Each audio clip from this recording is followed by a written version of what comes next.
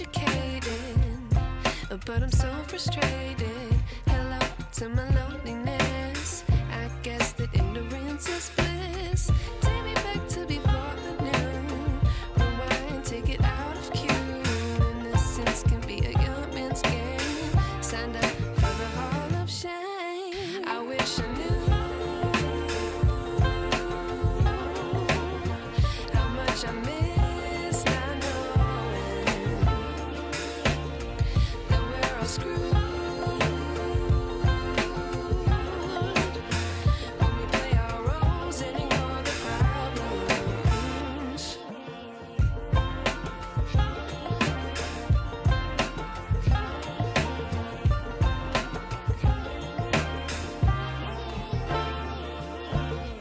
I like to be away in my patience. Stay up, I feel so outdated.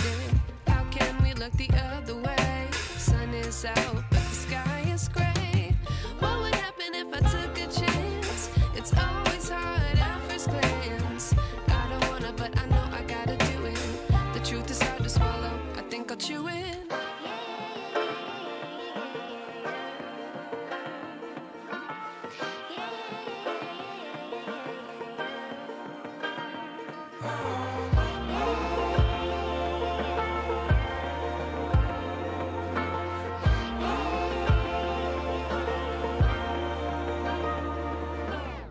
I wish I knew how much I miss not knowing that we're all screwed. When we play our roles and ignore the problems. I wish I knew how much I miss not knowing that we're all screwed. When we play our roles and ignore the problems. I wish I knew educated, but I'm so frustrated. How much I miss not knowing that we're all screwed. Educated, but I'm so frustrated. When we play our roles and ignore the problems. I wish I knew educated, but I'm so frustrated. How much I miss not knowing that we're all screwed. Educated, but I'm so frustrated. When we play our roles and ignore the problems. I wish I knew.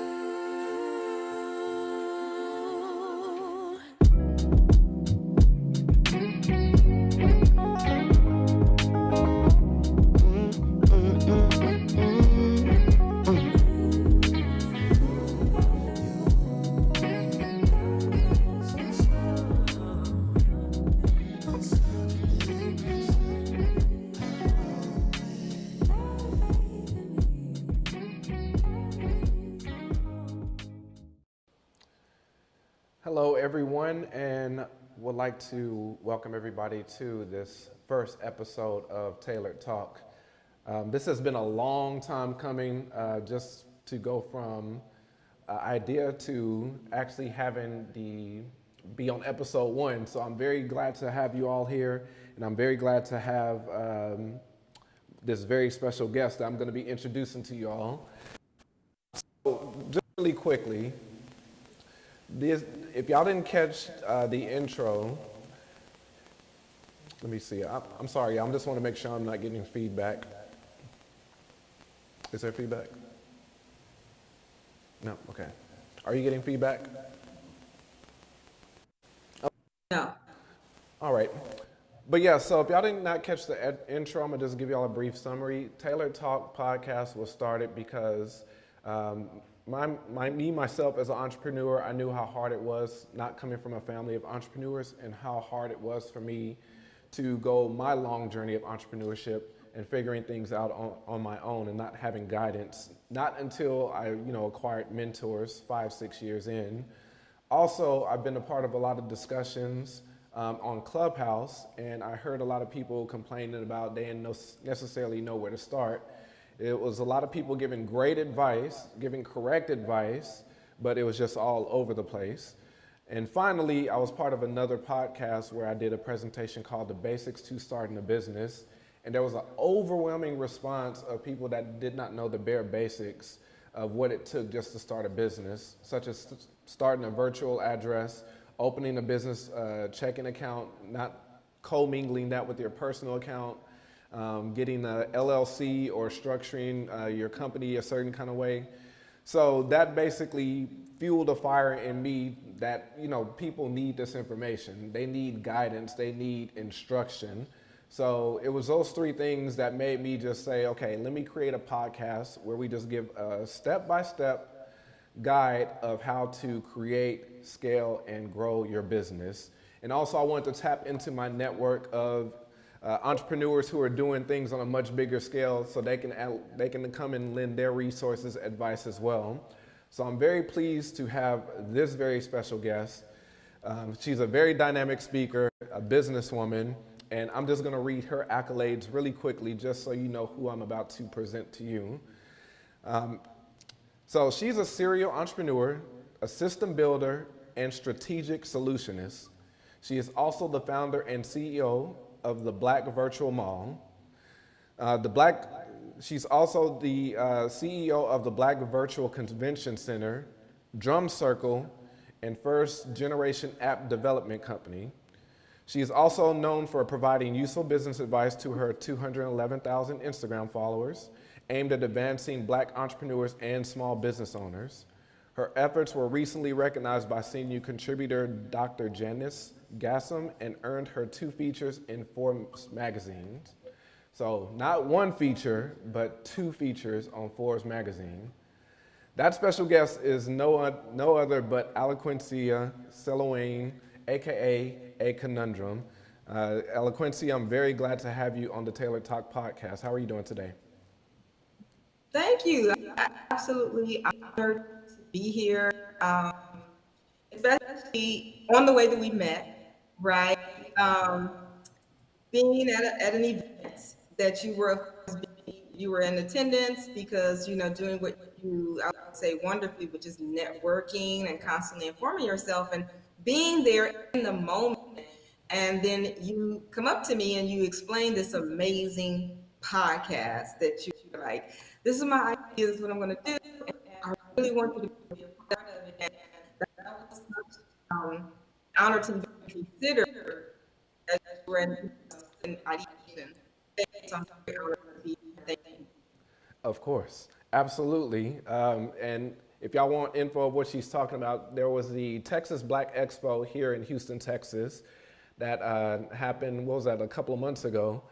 And Alquincia was on stage with 2 other individuals that are doing great things, but the topic was on branding, and she completely shut the stage down. I'm not gonna sugarcoat it. She literally was just giving advice, entrepreneurship, and the things and tools you need to get in place to start your business. And I swear she gave people tips and advice of how to start 4 master classes in a span of 5 minutes. So people that were taking notes, they could take what she just told them and they could go create 4 master classes. But that's what we're gonna get into tonight. So Alquincia, so we know your credentials on a professional level, but just tell the audience a little bit about you, Alquincia, on a personal level. Who are you and how did this journey of entrepreneurship start for you? Wow. Okay, so on a personal level, I'm probably a member of the family, right? We all come from the same stock. Right? All see me, and it's like, grandma's gonna come. You're like, yeah, we're already in the same family, clearly. And what I mean by that is that, I come from a very tumultuous background, I will say, right? Common to most of us, where both of my parents were on drugs during the crack era. I was born in 75 baby. So, definitely a tumultuous background. We come from a lot of hustlers as well. And so I had my son at 16. I actually left school, and then I decided to do some different things for myself. I got married at 22, and just went on a different path, right? My ex-husband was Navy. We had the opportunity to move out of state, which I think that perspective and just changing that environment did help me tremendously. And then eventually, throughout the course of the marriage, I ended up going to college at 29.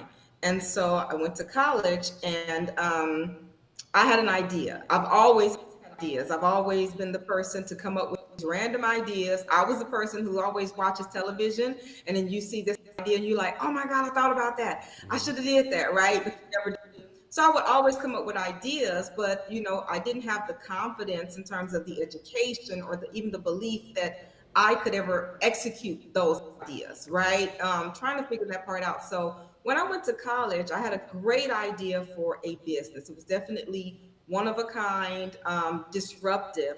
And I thought to myself, like, oh my God, I don't know the first thing about running a business, but I think this is a great idea. So I made myself a promise that once I finished college and I had a master's degree, if this idea still made sense, then I would find a way to fund it and then find someone else to run it, because I never saw myself as being that person.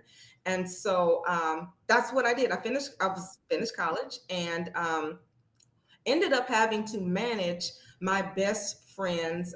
She purchased a franchise, Edible Arrangements, a Fortune 500 franchise. And I landed there by accident, ended up managing the company for 2 years and created tremendous strides. I took us from out of 61 stores in California, we were number 43. I took us to number 2. Never managed anything in my entire life. So in that experience, I kind of developed the confidence, to say, wait a minute, I think Yeah, I can do this. that'll In do the it. education and then that experience, I decided to execute on that idea. So personally, I would say probably akin to a lot of people who are listening here, where you have ideas, you're not sure about it, you know what I mean? You don't have the confidence that you can do it. And then eventually I tried. So, wow, that is a very powerful story. First of all, so kudos to you. So, was it when you took the business to another level? Was that kind of like the indicator to you that you had an entrepreneurial spirit or you had a drive? If not, when did that happen? When did that light bulb come off? Where it's just like, I want something more. There has to be some more than just this routine. Right. To be honest with you, what gave me even more confidence that I could become an entrepreneur was once I got a peek behind the curtains, on a managerial level and a few other jobs, just to see the incompetence that was leading the business. I was one of the people who would give someone the benefit of the doubt. So, we kind of like, oh my God, this person has a business. Right. We naturally assume this person is smart, this person is intelligent, this person has it together. And no, lo and behold, they do not. You know what I mean? It's like you just give them so much credit. And so, with my best friend owning the franchise, I was given the opportunity to come up with ideas and execute in the trust. Now, mind you, I think everybody listening, if you've ever worked a job, you've had that manager, you had that job where you've looked around and said, this is just inefficient. You have these things that you want to go to the manager with. They don't listen to you, or they don't implement your ideas, or they steal your ideas, right? So we realize that a lot of the people who are at the helm, they are not the most capable individuals. Sometimes they're just the most compliant. And so me really being a solutionist, what I realized about myself was that my mind is very systematic. For example, at Edible Arrangements, if you've ever been inside on Valentine's Day or Mother's Day, you're used to a 2 hour wait time. That is a nationwide thing that's accepted. I got that wait time down to 60. So to see that tradition that was rampant and competence that was behind the wheel, I said, wow, okay, not only that, the fear. The fear that hit me when I realized how much of my life I have been placing in these people's hands. Meaning, I went and secured a lease. I purchased a vehicle based on if I show up and I do what I have to do, I have a paycheck. And then you look at the inefficiency and incompetence that's running the business and realize that that business is sometimes 30 days away from closing its doors. I said, okay, I think now I can actually trust myself. I can actually trust myself, be honest with myself to take care of myself. Right. Wow. Absolutely. And yes, I've had that feeling that's happened to me too, where it's just like, you know what? It seems that I'm doing a lot of the work here. Or with me, it was more so, getting tired of the daily routine, the regular 9 to 5. And I pretty much just was at my wit's end with my last regular job. But yes, it was that happening too, where it's just like, okay, does the manager even know what's going on? Because you call and ask for help, and they really don't know anything. So at that time for you, was it just a instance of, okay, I can do this myself, or I can do it better, and I can do it for myself? Is that when things start clicking, and you basically, was this kind of like the start of your journey as far as like starting your own ventures and your businesses? Yeah, so I had the idea. The initial company was called Fits by Design, and that was the company that I had the idea for. And 6 years prior to that, I thought of Fits by Design in 2003, and I did not pull the trigger until so actually 10 years later, 2012, 2013, and I initially came up on, I was about to come up on some money. I thought right away, okay, it was a probate situation. Y'all know how they go, right? So get into this a probate situation. The house is sold, and I'm like, okay, I got this money, right? So I was in between two things. I said, okay, do I take this money and this will definitely be enough for me to live off for 2 years and go and get a master's in business? Because I did a SWOT analysis and I said, okay, I have a few holes that I do need to fill.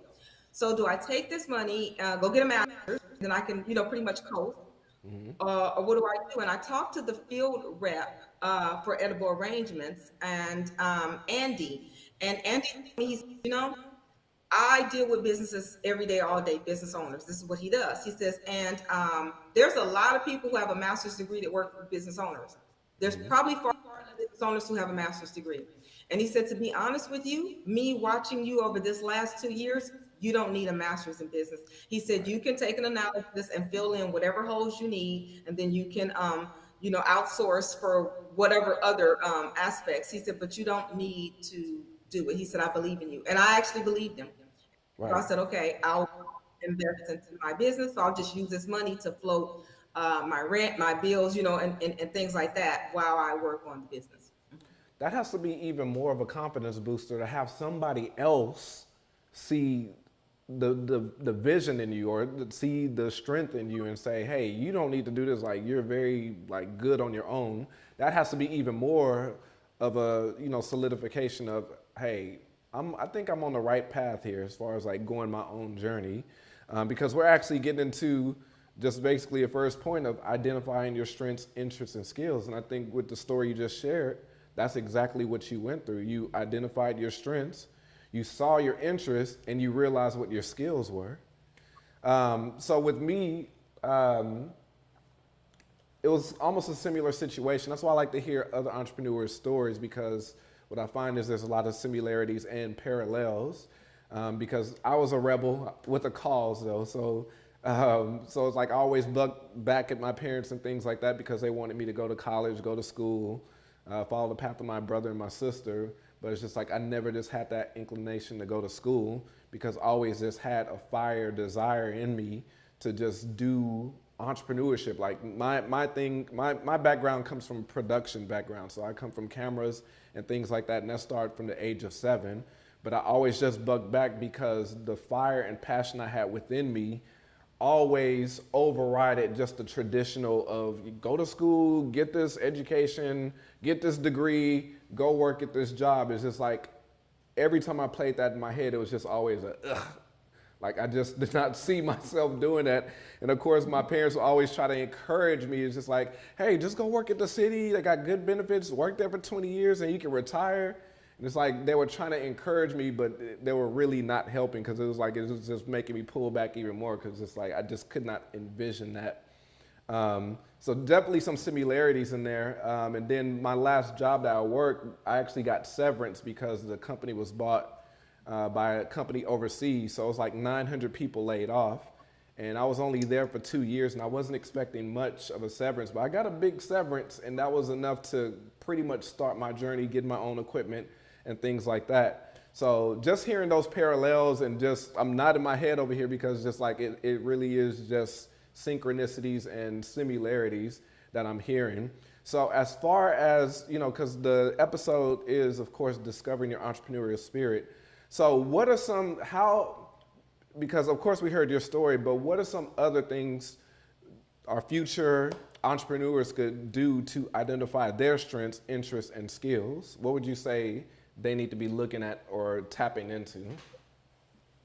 Right. So I think also that, when we're trying to figure out, what is our thing, one of those kinds of things we kind of get locked into people that, follow your passion. Right. And then that gets kind of broad for people like, because me personally, I have a lot of interests. My interests are varied. So what I realized is that the difference for me between a business owner per se and an entrepreneur is that business ownership tends to be really streamlined and structured into one industry. So when I think of business owner, for example, I would think of like a restaurateur. And like that is his primary lane focus and everything for all of his income. It's all centered around that. When I think of entrepreneur, I don't think of anybody who's married to one particular industry. I think of a person who just kind of goes from sort of maybe idea, solution, to the next solution, right? Now, mind you, they may focus on that one solution at a time, but they really kind of move around a little bit more. So I think one is trying to figure out, okay, am I more so like that? This is my passion. Like for some people, food, that is their thing, right? Now they may create products around that, but it's like food is their industry. Yep.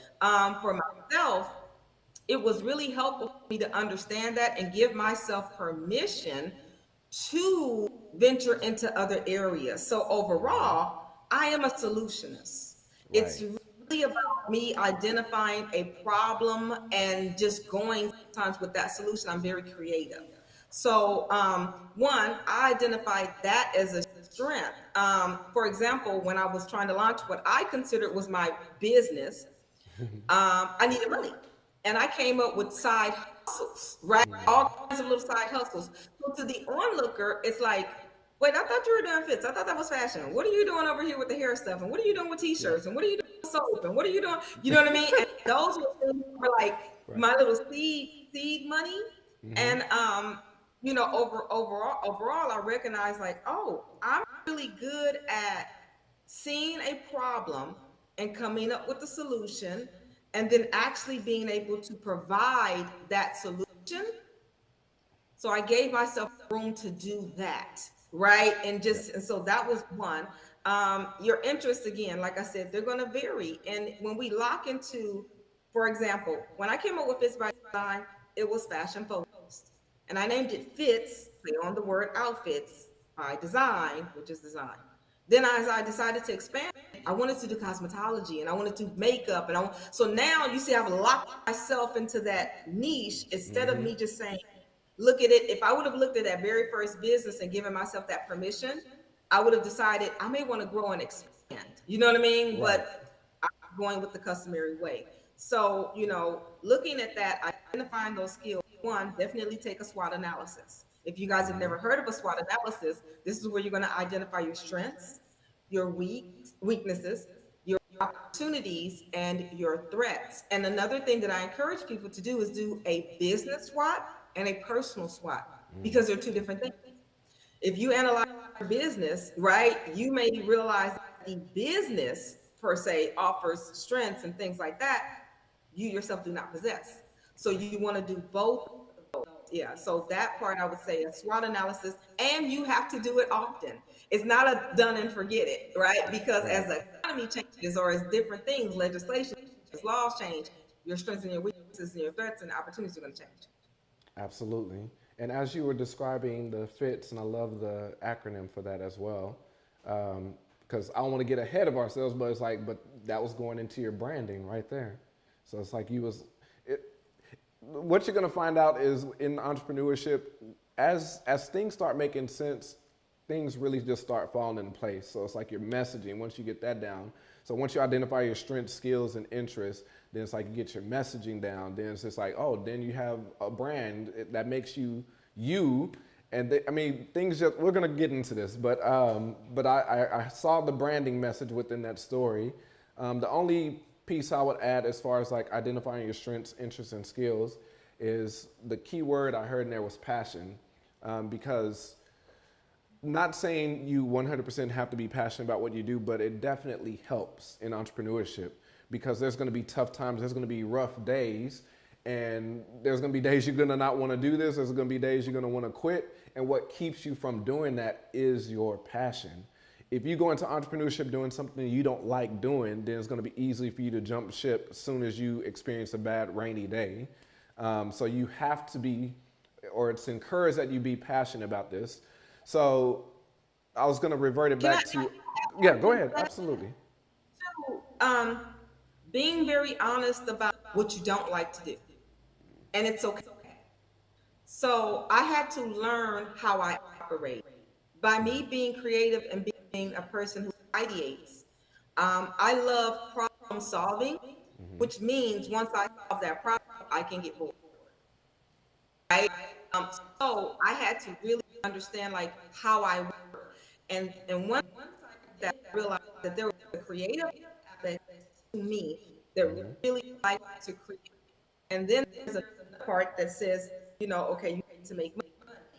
When I had carved out those two things, just to give you guys an example, when I did create a business that was like a seed, it was called Lock Therapy. Lock Therapy was just hair oil for locks, oils.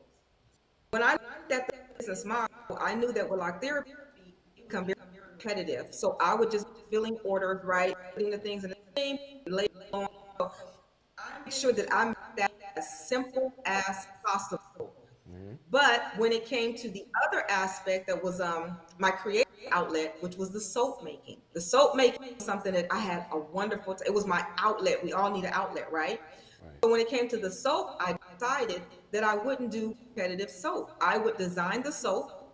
It was basically scarcity marketing because there were only 9 bars. I said, hey, I don't know if I'm going to do this design again. You guys are not going to force me to do the same design over and over again because this was my creative time. So when I understood how I operate, I didn't put pressure on me to get exhausted creatively by making myself have to feel the same designs repetitively over and over. Right. But for the oil that I knew was going to be that systematic, like done, I made that system so easy for me. You know what I mean? We're okay, bottles, labels, insert, go. So that I can, you know what I mean? And so knowing how you work is going to be really important because someone will try to kind of guilt trip you like, well, this is just a part of the business and you have to do it. No, why create a business just to do what you don't like? You know what I mean? This is your opportunity to actually create your own job, which means you get to create what that looks like. You get to create how that functions. Now, of course, there's aspects of it you don't want to do, but don't put that unnecessary, like weight on yourself. Right. So that's the part is give yourself the freedom, but be very honest with yourself. Like, you know what? I know I'm gonna be bored. I'm gonna do that after a while. You know what I mean? So it's like know that and work with that.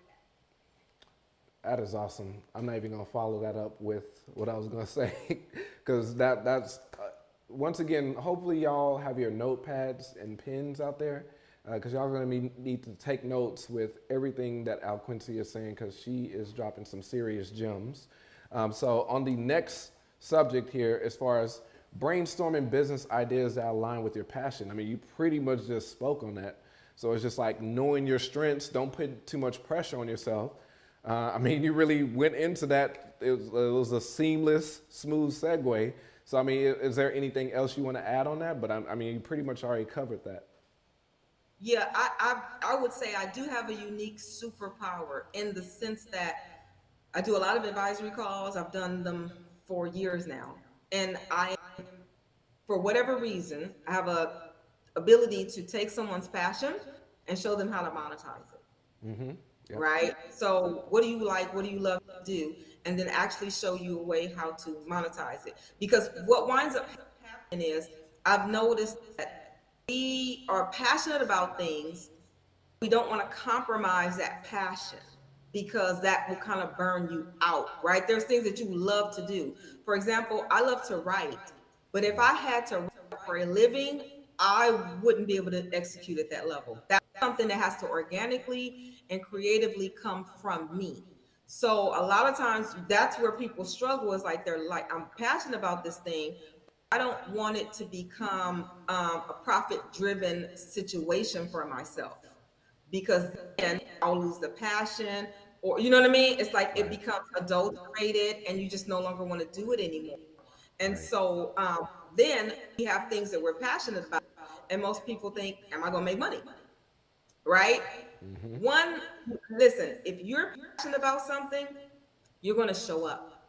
You're Right. going to show up in a way that no one else does. Whenever I come across people who I see they're not developing content, I say, okay, are you really doing what you like? You can't be because if you do what you love. Like people cannot stop you from talking about it. You're actively researching it even when you're not working. So you're not like if you're not showing up, I think that you've fallen into that farce of like, oh, this is the business that you should do. This makes money. You know what I mean? Like, are you really doing that thing that you love? Right. Right? And then it's either that or sometimes they get caught up in the whole narrative that's being pushed about how you have to create content. So they overthink the content. You know what I mean? Instead of just Mm-hmm. turning that little phone on, turning the thing on, and just talking or just posting, right? Yep. So I would say, one, if you're passionate about something, what makes you valuable is that you have so much value to add. You're going to be an authority in your space. You're going to easily show up in your space. And in your space, listen to your tribe. Provide a solution that's unique for your tribe. And Absolutely. that right there give you that value prop where one, it's underserved niche. Okay. No one's really targeting those people or that thing. And you get to actually be the authority in that space. So really just hone in on your tribe and be a part of that thing and find solutions for that tribe. Wow. Bars again. And absolutely, because it's a few things you said as far as like your passion. When you're passionate about something, you literally light up. People can see that passion within you. It's like you have that fire, and because I hear it all the time. It's just like things I'm passionate about when I start speaking to other people. It's just like they light up right along with me, and then by the time I'm done talking with them, it's like, wow, you inspired me so much. Like I want to do this tomorrow, and da da da da. It's like always pouring into people. So it's like they see the passion, they hear it. And then also, I used to say, if you're passionate about something, you turn that passion or you turn that hobby into a passion. That passion then turns into a career. And I might be saying it wrong right now, but basically it's just like once you pour into it, once you make it a business, once it starts helping other people, it's like, hey, now you have a career. And then since you're passionate about it, you're really not working because you heard that, you know, once you do what you love, you really don't work a day in your life.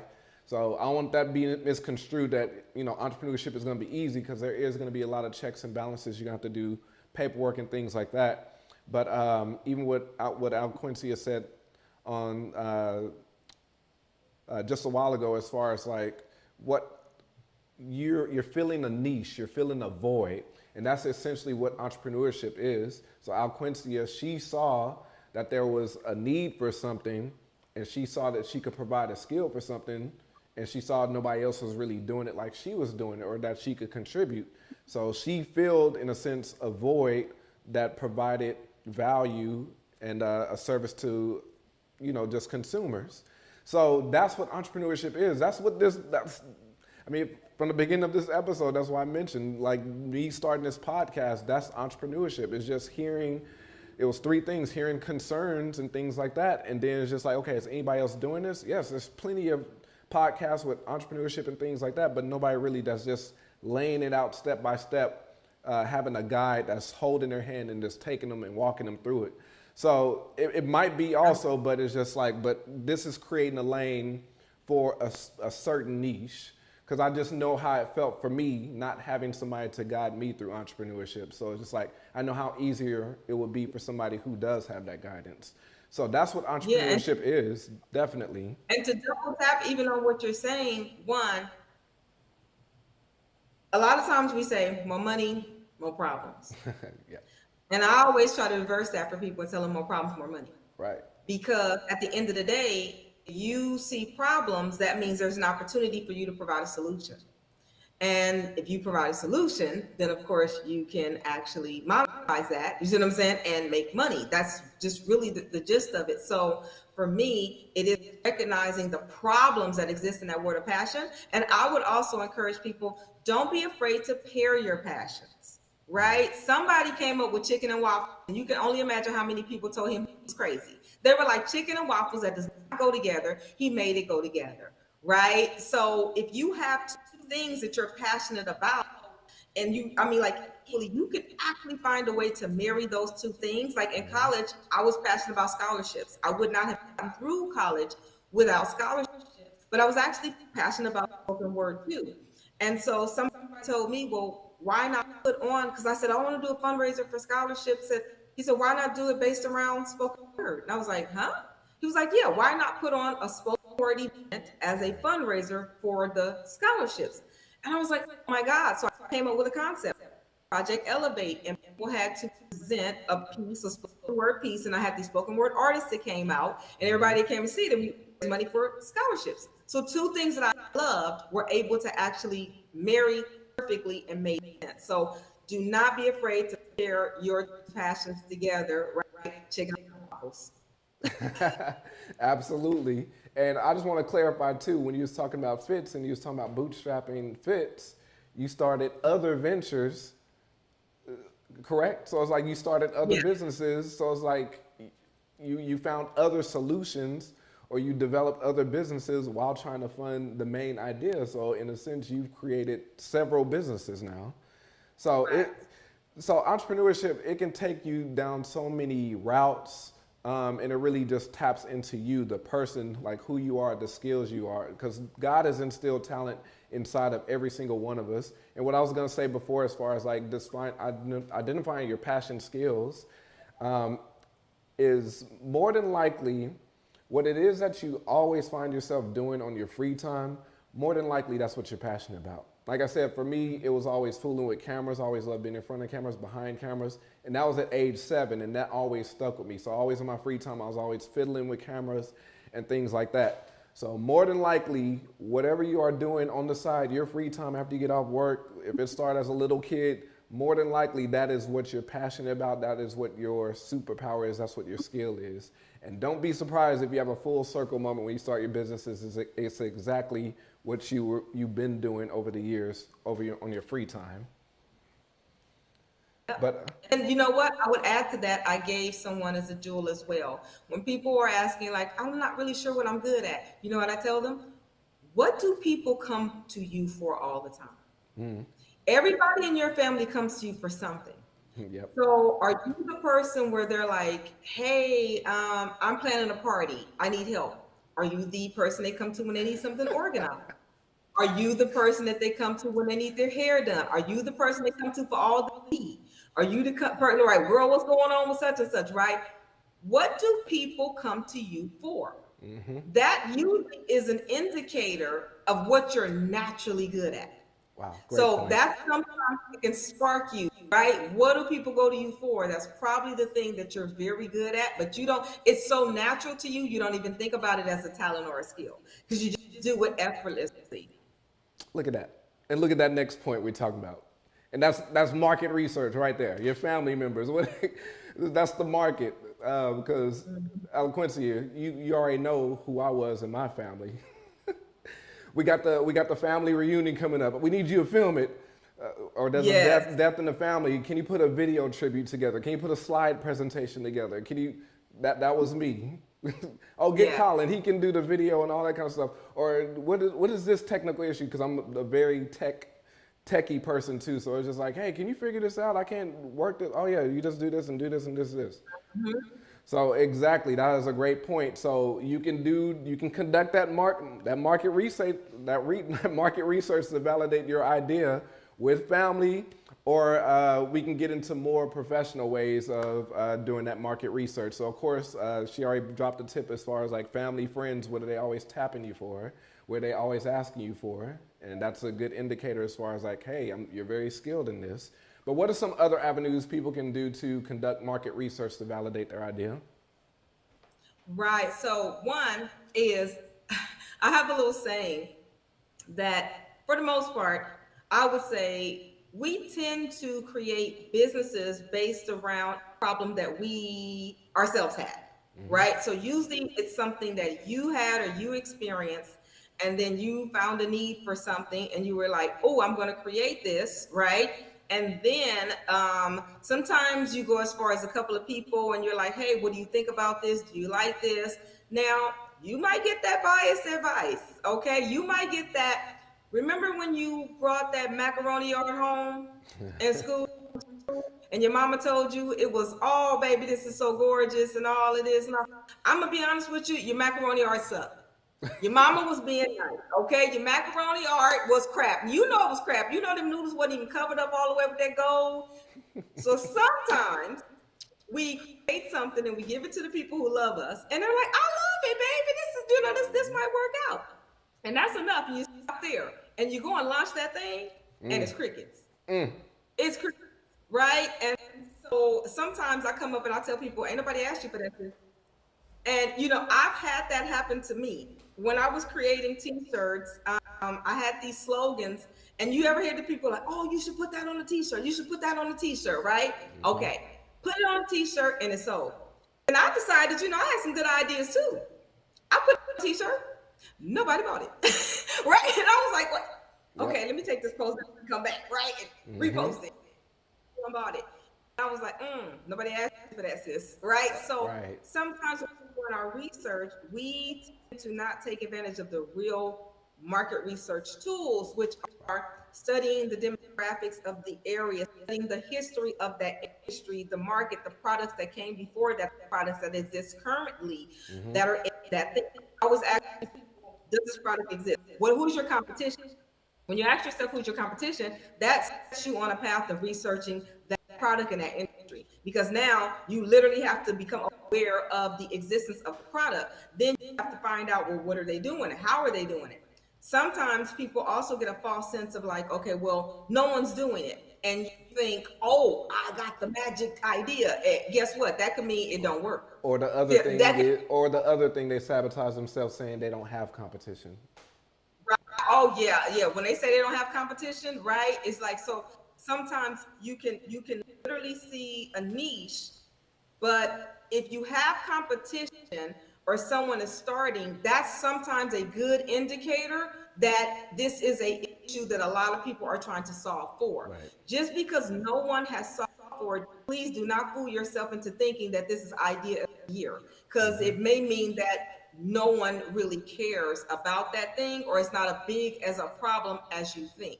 So I would say once you start the journey of finding out, number one, does this product exist? Who is my competition, right?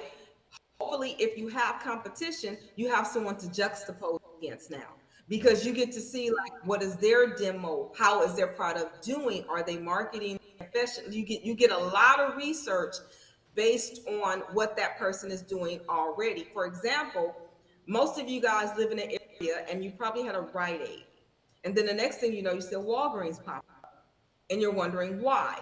On the surface, that looks like it makes no sense. It's like, okay, well, there's already Rite Aid here, so why would Walgreens show up? It is because when Rite Aid decided to move there, they had to conduct some very expensive market research. You may see those cones in the streets, those little surveyor cones, and those measure walk traffic, they measure drive traffic to see how many people are in those four corners.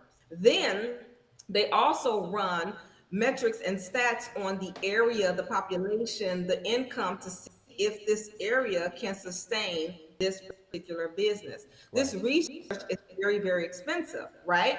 So if that research goes through well, then of course, what does Rite Aid do? They set up shop. Yep. So what does Walgreens going to do? Instead of us spending all that money, Rite Aid proved concept. So they're going to move in, try to undercut them, try to add more value to the customer, and either going to get the peripheral customers that they're not managing, or they're going to try to steal their market share. And so whenever you see, that's kind of what's happening. So if you do have someone who's kind of in that market, that's a really good gauge, because you can utilize their mistakes, their what they've done well.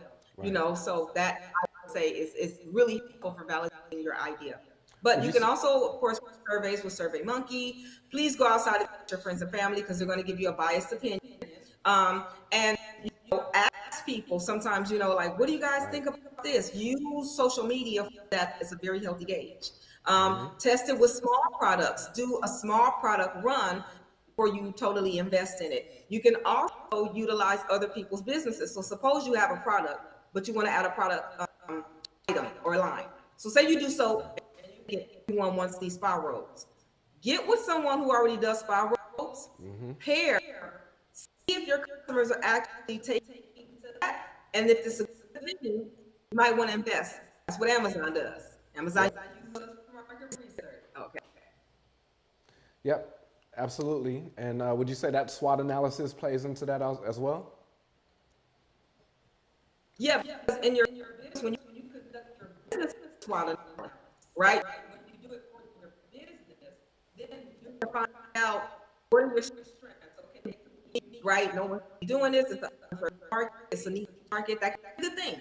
Right. When you get to your weaknesses, you're going to assess, the weaknesses. Well, I don't have a lot of data to go on. It doesn't seem like it's an industry that has really taken off. When you look at the opportunities, well, you understand that. When you look at the threats, that would be, of course, the competition that you have, or sometimes it's the fact that there's no one who knows about my business as well.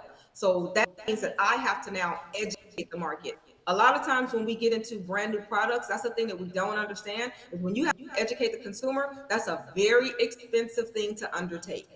So if you have a brand new product that they never heard of, imagine when Uber came out, conceptually, how we were like, what is this? What am I doing? Right? It took a lot of time for Uber to educate the consumer on a brand new business model, right? To get the trust model, to get them to be like, okay, right? Now, once we took to it, we understood it so much so that you'll call another business Uber of this, because it's a concept, you get it. But Uber had to spend a lot of time marketing, quote, teaching the audience about that thing. So we get to benefit by saying, oh, this is an Uber of this.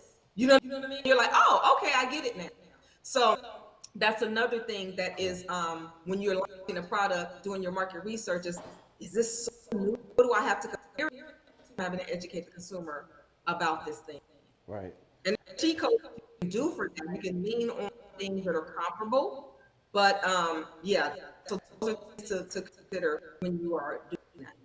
Yeah, and don't be afraid of criticism as well, because that's one thing I did myself a huge disservice. It's just like I just wanted things my way. It's just like, especially with videos, it's just like, no, it's like I like this, so therefore everybody else is gonna like this, and that wasn't the case. With long form, I would just tell stories. I'm a natural storyteller, so I would have 10, 12, 15-minute videos that nobody would really watch. It would be like, they'll watch the first 1-2 minutes, and then it'll just fall off from there. So it's just like, people were telling me, even my brothers were telling me, it's just like, nobody's gonna watch this. Like, no, they're gonna watch, they wanna watch this. Like, I put a lot of time and effort in this, but it's just like going off of my own, my own instinct or my own like, versus surveying the market or giving the video to other people. And if they're yawning 30 seconds in, it's just like, okay, that's not a good indicator.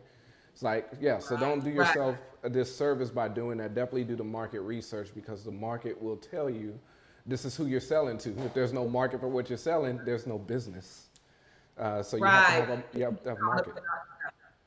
Our own heads. I did that before. We have good intentions when we did it. I was an app and I had these features, and I was like, oh, they'll love this. They're gonna need this. No one used it. You know what I mean? And the features that I didn't even think about, they all loved it. And I used to get so, like I said, I spent all my time on Photoshop making this amazing graphic tee, and y'all don't want that. Y'all just want the little meme tees. I was like, yeah, that's what we want. Okay, so I'm here to serve my ego, or I'm here to serve my consumer. All right, so we've identified our strengths, our interests, and skills. We've brainstormed our business ideas with your passion. We've conducted market research to validate our ideas. Now we're going into developing a brand identity. So what would you say, how would you say is a good way to develop a brand identity? Those other factors that we just covered, would you say this in a sense is developing your brand? When you do that market research, it's like you're building a customer profile. Now you're kind of like having the identity as far as like, hey, I'm serving this niche. Let me kind of mold myself into this, or so what would you say on that as far as like developing a brand identity? Well, first we have to understand what is brand, right? A lot of times people confuse brand with logo and things like that. Brand is your reputation. It is what people say about your company when you're not in the room. It is the feeling. It is the who behind the brand. So it's not just the identifiers, right? So if you ask a person, describe this company in 3 words or 5 words, and they tell you, that's really your brand. Like trusted and stable and secure and loyal or innovative and new and friendly. That's getting into your brand, right? So now everything else is really a reflection of that brand. So if I have, say, legacy company, let's suppose a finance company, and I'm using tried and true, tested and principles of finance. I'm not trying to be really innovative or Warren Buffett-ish, right? And I want you to know that I'm a legacy brand. Well, then now my marketing materials that are, like logo and identifiers, they should reflect the personality of my company. Yep. If I'm like, yo, I'm new, I'm flashy, I'm innovative, right? We're with the crypto, we in the future, and all of my branding elements should speak that. Right. You know what I mean? So really, it's first figuring out who you are. Who are you, right? What do you represent? What are you communicating? Being okay with that. A lot of times, I will speak to this part, especially for new businesses and businesses of color. We've tried to emulate what we consider was professional, okay, in business. So a lot of times we remove our essence from our companies. And I know that I was doing that, myself for a while, like with Fits by Design. I thought I want people to take me seriously, so I need to be very stoic and it's fashion, but so it was more like, hi, welcome to Fits by Design. How can I help you? Hi, how can I help you? Right now, that's us. We're taught. You're professional. Code switching. We understand the double consciousness. We understand, your work voice and your work, right? So that was me. On my personal page, I was like, what y'all doing over here? What's up? What's going on, right? And that's the page that was going. And I realized by accident, it was an accidental moment that happened to me. They're like, I want to lend more into me. And we've seen that now where we're seeing these huge companies, these Fortune 50 companies, pairing with people we would have never, you could not have promised me, or you couldn't pay me believe, 10 years ago, Pepsi would be partnering with Cardi B. We've seen companies like Wendy's who jump at these and dropping mixtapes and things like that, because where you are is what grows. And when the essence of you are not there, you're not there, your business is not going to grow. Testing. Right? When you're just standing in front, hi, we're going I appreciate it, to help you. You mind closing Right? the It's blinds for going to me? Yeah. very, very So boring. people just It's going to get. I'm sorry. Were you talking? Was I interrupting you? No, I'm sorry. Go ahead. Oh, sorry. Yeah. So you really want to make sure that one, you get comfortable in who you are and who you're serving, and stand in that. Don't think, well, I'm to this or I'm to that. It's better that you be authentic, and maybe you turn off a few folks, but you be you, than to try to be something that you're not, because Right. that's going to wear thin. Then you're always going to worry about somebody catching you off guard or seeing you outside of that personality that you've developed. Okay, so one, really be you in whatever you're doing. Okay, that, and then your marketing materials should reflect that. So if you're exciting, you're bold, then your color choices, you get into color psychology and color theory, those things play into that, right? Your Yep. logo starts to play into that. It's just really speaking to your identity, Yep. versus trying to do it the other way around, which is create a false identity and then you try to fit yourself into. This is Yep. your business. You've got to build this yourself. So show up as you, because that's the one thing that no one else has. That is your differentiator. Yep. And to Alquincia's point, because I say this all the time to everyone, is look at Tesla. Elon Musk has more followers than Tesla. Look at Microsoft. Bill Gates has more followers than Microsoft. So it's like people resonate with the person behind the company, behind the machine. So it's just like, because that person has a personality, there's a backstory, not so much with the entity itself. So the entity, yes, is providing a service, a good, and a product, but now we're living in an age where people want to know the person behind the machine, because people are relating. We're just living in a time now where we're into community building, so people want to know who you are. They can relate to you. It's just like, oh, this billionaire actually went through something I'm going through right now, and he overcame. So it makes you more relatable. It makes you more human. So yeah, that branding plays a part, and everything you see. And there's something that they can also use as well. So back in the day, like you're speaking of, when you just had, say, the general dollar store, and that was a store that served the entire neighborhood or the entire community, he didn't have to appeal to you. You had to go to him because that's all you had. Now, what happens when you get 10 general dollar stores? Well, now the customer actually gets to choose. So Right. what businesses are having to do now is personify their brands, because now, since we have so much in terms of option, we want to shop and basically vote with our dollar. So now we get to shop and patronize something that aligns with our values. So that could be, the way you represent yourself. It could be a charitable cause. It could be whatever it is. You have people now, if they have 10 different stores to choose from, they want to align with what feels like them, right? Yep. Because Yep. now they look more to it as being akin, tribal, and supportive. So now, even if you don't have a personality, say you're not the person in front of your brand, you can still personify your company. There is something now called a brand archetype, and it's based off of Carl Jung's 12 personalities. So you have things that we've largely gotten to know in script writing. So you have these characters, like you have the gesture, right? The funny guy on the movie. You have the lover. You have the sensual woman in the movie that everyone like loves, and she's, the one that everybody wants to get with. You have the hero. You have the rebel, right? You have the explorer personality. You have the ruler. Okay, this is the authority in the space. You have the innovator. You Yep. have the sage, the wise old owl. You have 12 different personalities that you can now understand and start to realize, this is my company. Yep. Once you recognize your company's brand archetype, then you get into typography, language, color theory that aligns with that. So one brand is called Magician. Magician is transformative. Disney is a magician brand archetype.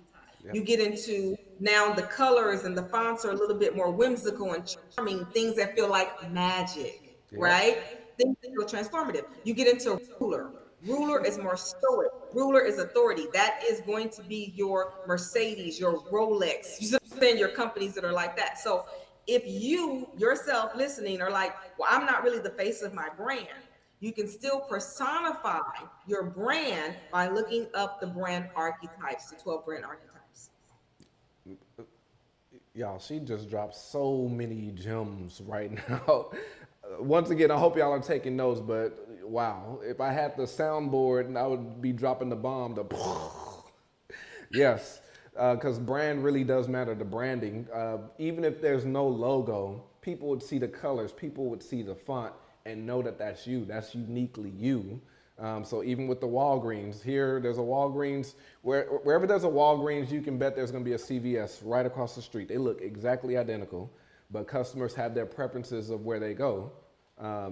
Friends we used to do that. It was just like, hey, can you go give me some medicine? Well, there's a Walgreens right there. No, don't go to Walgreens. Go to CVS or Dollar General or Dollar Store. It's like they're essentially the same store, but it's just that market, it's just that niche, that customer that identifies with that brand. So branding is very important. Everything you're looking at visually, everything was taken in consideration, even with this podcast. I was looking for my scratch piece of paper because it started off on a scratch piece of paper, me writing, but I was very specific as far as what I wanted. So it's like my fonts are written down, my color scheme is written down, and of course the brand, as you see, tailored talk. I mean, tailored suits is what I wear. I'm known for my look and my dress. So it's just like I was very specific even with the name of the podcast. This all plays into the branding of who I am, how people identify me. And I've been told that so many times. I'll be at large gatherings or networking events and it's like, I knew that was you. I saw the beard and I saw the hat. So people identify me with the hat and the beards. So it's just like make that work to your advantage because you have a certain niche. You have a certain client that will come do business with you just because your personality, just because you are you. So that really goes down to it. So don't, as she said, don't confuse it with just a logo. Branding is so much more. It's the color scheme, it's the fonts, it's the messaging, it's the presentation, it's all those things. And even like I said, you take that logo away, you take the name of the company away, people still know that's you because they see the branding, they see the color schemes, they see everything else that makes you you. So this is awesome. So getting into that. So now we've got our brand. So how do we strategically position ourselves? I think we kind of covered that as well. But it's like you have a branding message. Now it's like, okay, now you can tap in because you've identified who you are. Now there's a specific client out there, a customer out there who want to do business specifically with you because of who you are. So what would you say are some good strategies to position for entrepreneurs to position themselves? One, you have to be where your customers are. Say that one more time. Right? You have to be where your customers are. Mm-hmm. Okay. So if you have, for example, let's suppose your product is something gaming related, mm-hmm. You've got to be on Twitch. There's no way around it, yep. Right? That's the market that you have to be in. So it's understanding all of the different platforms as vehicles. So you have to understand how they operate. Okay. So one, you look at even the platforms and what are their key differentiators. They're going to attract certain markets and target, people who are going to show up. So Facebook, for example, I know you guys have all seen the meme where it's like me on Facebook, me on Instagram, a little bit more ratchet, right? Conservative, on Facebook, and it's like me on this and me LinkedIn. On that. And you 4 different personality types, right? Those are people who get it. They get it. So right now there's a lot of ways that you can strategically position yourself, and we can get really broad on that, but because most people here are going to be online and e-commerce, I'm going to focus on that landscape. So Facebook originally is for long form content. So because of that, you're going to get people who actually like to write and read. That's a different type of person. Okay. Some they like to write and read, right? That's your readers. That's your, a certain type of an audience. Now it has getting a little family very reunion-esque. It's right. It was always a little bit of messy, right? But for the most part, the content there was like long form content because we leaned on the word. When you got over to Twitter, which was like that next startup platform, then the content was very short, very quick, very fast, very comical. This moves. This is a global chat room. I don't know if you guys have ever been in a chat room before, but the chat rooms were like it flies. Twitter flies. Twitter is where you can disseminate information rapidly. And Yep. the attention span much shorter. It was like 147 characters. So like Yep. you got to be in and out. You have to be really punchliney with that. Right? Yep. So that's really that audience. So that's more of like the snappy, witty, I'm going to say the Gen Z's a little bit younger audience. Then we got into Instagram, and Instagram was really graphic based. It was really photo based, to be honest with you, before it was anything. So that was a great space for the creative types that like, oh, the filters and the photos and the artistic types and things like that, which they've now kind of monopolized a little bit more of the community. But Instagram still comes down your timeline as photos. YouTube, audio, right? Long form audio. I mean, and video, I'm sorry, video. This is really where you want to be. If you have anything that's like demonstrative, anything that requires articulation, communication through a video form. So really knowing where your people are going to show up. Now, of course, we have TikTok, which is like that. It's a Twitter version of YouTube. With snack bite videos, it's like that Vine, and that's why it attracts the tiniest and the youngest amongst us, because it's super quick, it's fast, it's video, it's entertaining, it's engaging, right? Now, all of these platforms have kind of stretched their tentacles out, but they're still rooted in how they function and how they operate, which is why Threads has content entered that the may conversation. the content that may work on Twitter, it's not going to work on YouTube as well. You see what I'm saying? It doesn't translate. You can't just like repost to Twitter. It's not going to translate the same way. So really kind of understanding where is your customer. That's number one. So identifying your customer. And I'm going to ask you guys, don't focus solely on demographics. That's not it anymore. That's a very antiquated way of looking. For example, most of the time you'll see something that says, who's your girl? And they'll say like, or who's your target audience? Oh, she's 18 to 45. Well, I've never met a woman who thought the same way at 18 that they thought at 45. So that doesn't really speak to who your girl is. Some people will say, well, I'm looking for a homeowner because I'm looking for a particular income. There's 25-year-olds with that kind of income right now. Right. And there's some 45-year-olds with super growth. So those just those like age and that kind of stuff doesn't do it. You got to study psychographics. Psychographics are going to drill down to what people value, who they are, their identity, their tribe, what they care about. That's really going to be the one you know and go into the psychographics. That helps you find out where she is, or they are better than anything. Once you find out, then you go where they are. Yeah. Wow. And now Threads has entered the conversation. Do you have a take on Threads? Yeah. I think that Mark did something very ingenious in terms of the customer adaption. We are all kind of apt out, to be honest with you. You ask the average person to get a new app and they're like, We're apt out. We're apt out, right? When you ask people like, are you on Clubhouse? How did you get on? 9 out of 10 was like, it was somebody that I trusted. I heard about it. I wouldn't do it because I really trusted it. Like, you gotta get on this app. Yep. Because most people just did not want it. I was sitting on about 4 didn't want to do it. We're tired. So what Mark did that was genius was he made the transfer seamless. If you have Instagram, you were already there. Something as simple as transferring your profile. I don't think you guys really understand how ingenious that was. We were really tired of building a whole new platform, profile.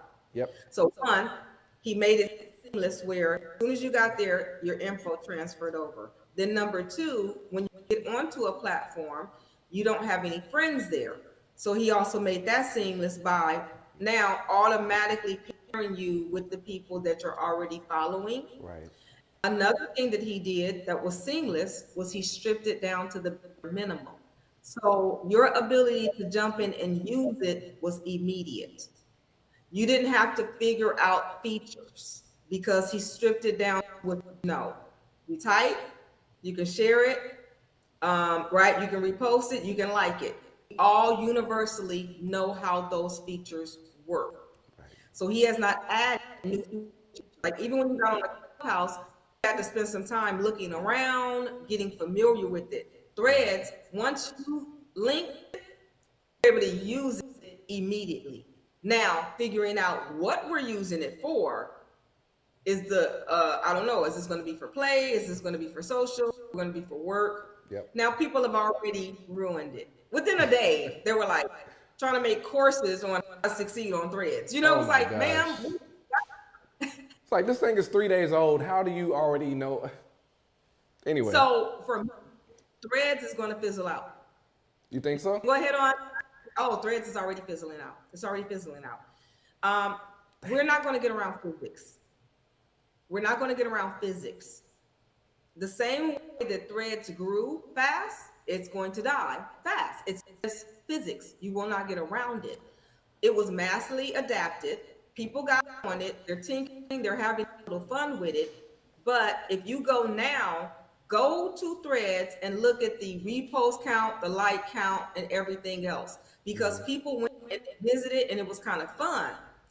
But we like to go where we're known. We're like Cheers. I want to go where everybody knows your name. Right? So, yeah, so you go over there and it's cool, right? And because now people are going over there, they're actually becoming someone new. So even though you know a person over there, it's like, oh no, I'm not the same person from Instagram, honey. I'm different over here, right? So, like, okay, you're not even the same person over here. I'm a thread head. That's one. Right. So now, you know, you're going to eventually migrate back to what is familiar and what is new, because people are over there pretending, they're overtly monetizing it as fast as possible, they're ruining it. All I'm seeing is a bunch of random inspiration posts, random, like people are just, it's like random journal entries. Yeah. I see a lot of AI also going on in there. Oh, the bots are already there. You know what I mean? And so Twitter, one thing that people are on Twitter for is because if you have like 100,000 followers on Twitter, you have a voice. And as much as people say they want peace, they don't. As much as they're saying, oh, I'm sick of this over here, I'm sick of fighting, I promise you, you give them peace, it's like the Matrix. He said, we gave you heaven, you keep waking up. They're not going to stay. They're going to go for tension, they're going to go for the fighting, they're going to go for the conflict, because that is just what they like, and that's what they're used to. So that's why it's going to fizzle out. So you want to know the other ingenious thing Mark did? Because he probably saw that coming. Do you know what that is? What's that? He married the two. It's like you're on Threads, you're forever married.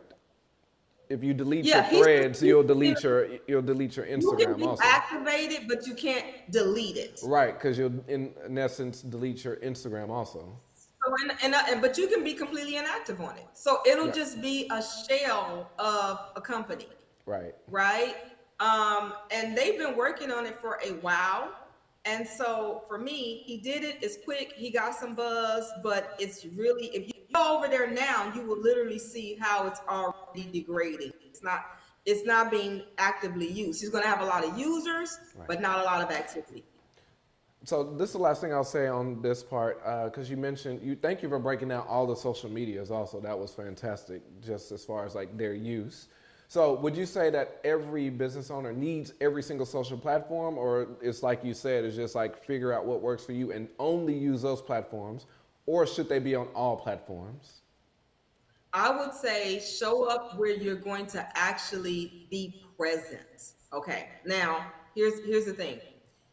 You can have a footprint, but you're only going to walk really in one space. You know what I mean? Mm-hmm. So for me, I found that Instagram is a great medium for me because Instagram provides me now a little bit of both worlds. For the most part, if I just want to do something that is graphic based, right? Whether that is a meme in that graphic and I'm communicating, it's really great for that. Carousels, I love because carousels allow me to tell a little bit of a story. I was so excited when carousels came out. Oh my God, right? So you can kind of tell a story with that visually. Then if I want to really educate, I can go deep in the caption. And so the message comes across, but for my Facebook types, they get into my captions. You know what I mean? But guess what? If you're not Facebook type, you don't miss the message because, I did it really quick for you in the video. So it's a perfect medium for me. So I'm not present on the other platforms using and doing what I do currently. Now, there are apps that will allow you, and I tell anyone, make sure that you do own and occupy your social media real estate on all platforms for your brand, because someone else will squat on it. So even if you're not using it, please go and open an account on every one of these platforms in your business name. That's just to protect yourself. So if you decide to move into that space, you want to. I always do try to encourage people to try to build up a little bit of a presence, right? You don't want to have all your ducks in one row. So that's one. But really where you are, you want to focus, because wherever you are, that's what's going to grow. So for me, Instagram is home, right? I'm not really on the other. Now I do cross promote on Facebook, but I'm not present there. It just happens to share it to Facebook. So my Facebook audience has grown, because I do just share the content and people share it. But I'm not active in the comment section over there. I'm not over talking. I would say not try to overtly stretch yourself. I see so many entrepreneurs get burnt out trying to be on all of these platforms, right? And really actually be active in all of them. Right. So I'd say be there, but you don't necessarily have to actually be there. Be where you're comfortable, because that's where you're going to be vocal, and that's where you're going to grow.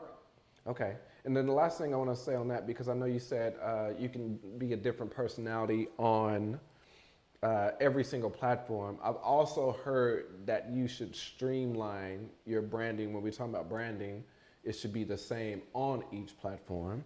So I guess where's the fine line between, having a different personality on each platform versus streamlining your brand to match all across the board? Right. So I would say, one, the communication styles don't work across the board.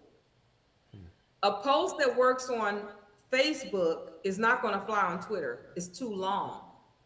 Now, you will come up where a post that you did on Twitter will resonate on Instagram. So if you screenshot your tweet, you can actually post it on Instagram and you can get some pretty good traction off of that. Those tweets, they work really well, but it doesn't work the opposite way on Facebook. You see what I'm saying? From Facebook to Twitter. So now an Instagram post may work and have a little bit of traction, I would say, on Facebook pretty well. So it's really kind of understanding the communication styles. Yeah. Right? Now, if you are like long-winded on YouTube and stuff like that, when you get over to Instagram, it's like you want to do a reel. It's one, you got to condense that. So one way that you can actually do it and be in alignment with your brand is, let's suppose you have a YouTube video, and that YouTube video is, say, 10, 15 minutes, an hour, whatever. You can take pieces of that down into micro content. So you get you some 30-second reels off of that, 1 minute reel. You can post those onto Instagram. They will serve you well if you get that good reel, because it will make them actually want to go. Now, so basically, you drop some jewels. So we're doing this podcast right now. In this podcast, this is working on YouTube. You could take, okay, boom, she just broke that down in 15 seconds. You can put that onto Instagram. Well, it will be effective as a standalone piece of content. Yep. But it can also be a loose leader into, oh, I want more, right? And then they can actually get funneled over into your YouTube. You can even break that down into a 15-second and put that on TikTok, where it's super quick, right? You can put that on Twitter as a super quick. You can then take the audio and you can make a quote and put that on Twitter. If you find like one good jewel drop, you can put that on Twitter. So you can take your content, right, and just basically chop it up into the pieces where it fits. Right. Yep. Okay. And that's one thing I love about long form content, is that when you use it appropriately, you can get so many pieces of content out of it that can actually become a funnel to lead them back into what is your home channel, is YouTube, if that makes sense. So y'all that's the way to stand. She just did that masterclass thing I told you about at the beginning. She just did it. If you didn't catch it, she just did it right now. um, but absolutely, because that's absolutely what I'm going to do, because there's all kinds of bars and bits all in here. So I appreciate that. Just for all the advice you've been giving. So, I know we are long on time, so I want to be respectful of your time. So then we'll get into the creating a logo and brand messaging. Now we're getting down to the logo design and the messaging. So what would you say as far as like, all right, I got all these other things down. I got my branding message down. I got my niche. I got my customer. What should my logo look like? Right. So now I would say with the logo, one of the mistakes that we often make a lot of, right, is that we don't think about our brand and our logo being around for a while, right? So you get these logos that look really cartoon-esque. So I would say definitely when you think about what that logo looks like, I want you to think, is that going to carry over in 10 years and 15 years as my company matures? Okay, does that logo, and when you do a logo, so one, just think, get away from those kind of like cartoony, whimsical things. Then there's a few standard um, graphic, like I would say, tests that you want to pass. One, when you do a logo, you want it to be able to carry into different mediums really well on its own. So if you do something, you want to make sure that one, it passed the squint test. Meaning, if I hold my phone back and I'm looking at that logo, can I see it? If it moves rapidly down a timeline, is it easy to identify? Can it carry well? So if someone wants to put it on billboards and flyers, if I do something that has a super thin line, right? Will they look really pretty, but will that quality, resonate over where it's too skinny? Like sometimes Right. the lines too thin, you know what I mean? And it just does not carry well. So you want to make sure that, one is pass that aesthetic test that carries well as over to different mediums. You want to measure that logo quality against black and white. How does it look when it's just in black and white? How will it look with a transparent background, with a white background, with a black background? Because again, if people are putting this on their flyers and things like that, will it work? Those are like the aesthetics that you really want to hone in on in terms of your logo. Now, graphic designers tell you that it has to have a certain DPI. You can get to a designer all of that, right? And things of that nature. But yeah, those are, to me, when you come up with a logo, go look at some of the greats. Go look at some of the tried and trues. Go look at the ones that you can easily identify and why recreate the wheel. If you get something that is too detailed, so example, if someone wanted to do you and they actually tried to draw you the your eyebrows, your eyes, your mustache, your nose, your things, your pen, you know what I'm saying? It's like too detailed. You also want to look at that logo. What is it going to look like scaled all the way up? What is it going to look like scaled all the way down? You see what I'm saying? Will you still be able to make it out? So right there, I could convert that into black and white if I had to, and it would still be tailored talk. I could make a silhouette out of you. It still work. Right. So you want to see your logo in different settings to know that it will carry well. Yep, absolutely. And because I run a creative media agency, so all I deal with is content. So I'm always shooting professional videos, creating ads and marketing material for my clients. So yes, I always dread getting those skinny logos, and they are not rasterized correctly. They're pixelated, so they don't have a transparent version of it. So then I'll have to put in After Effects where it's like it'll automatically, take out all of the background, but then it's just it creates jagged edges, and sometimes I have to call the client and be like, hey, I can't work with this logo. Do you have a high res version? It's like, oh, that is the high res version. I'm like, I'm not going to be able to use this. Like, I can make my own. We can make one in-house, similar to that. No, I want it. We can't. And it's like, I'll show them the results. So it's like you can tell who really puts consideration into everything you just mentioned, because that thing, that really matters. 70 DPI, 300 DPI, high res, alternative colors, because I have even my sketches. I should have brought all that stuff, but I have all my sketches because I was thinking long term. Most entrepreneurs are visionaries. So I was already looking at different color schemes. My main logos, my main colors are red, black, and white. But I start playing with yellows and, you know, inverting the main colors and things like that. Because I was already thinking about merchandise, putting my logo on cups, putting my logo on T-shirts and things like that. So definitely thinking long term. So yes, And all then of I these would things. also say, if possible, you want to have an artistic version and you also want to have a word mark version of your logo. So, for example, you have the tailor-made. You want to separate that into three branding assets where one is just the symbol of the man, one was just the man. That's so when you think about that, think about an icon. If you have like look on your phone and look at the icons that are on your phone. You want something that could actually fit well as an icon on your phone. That's a good measure.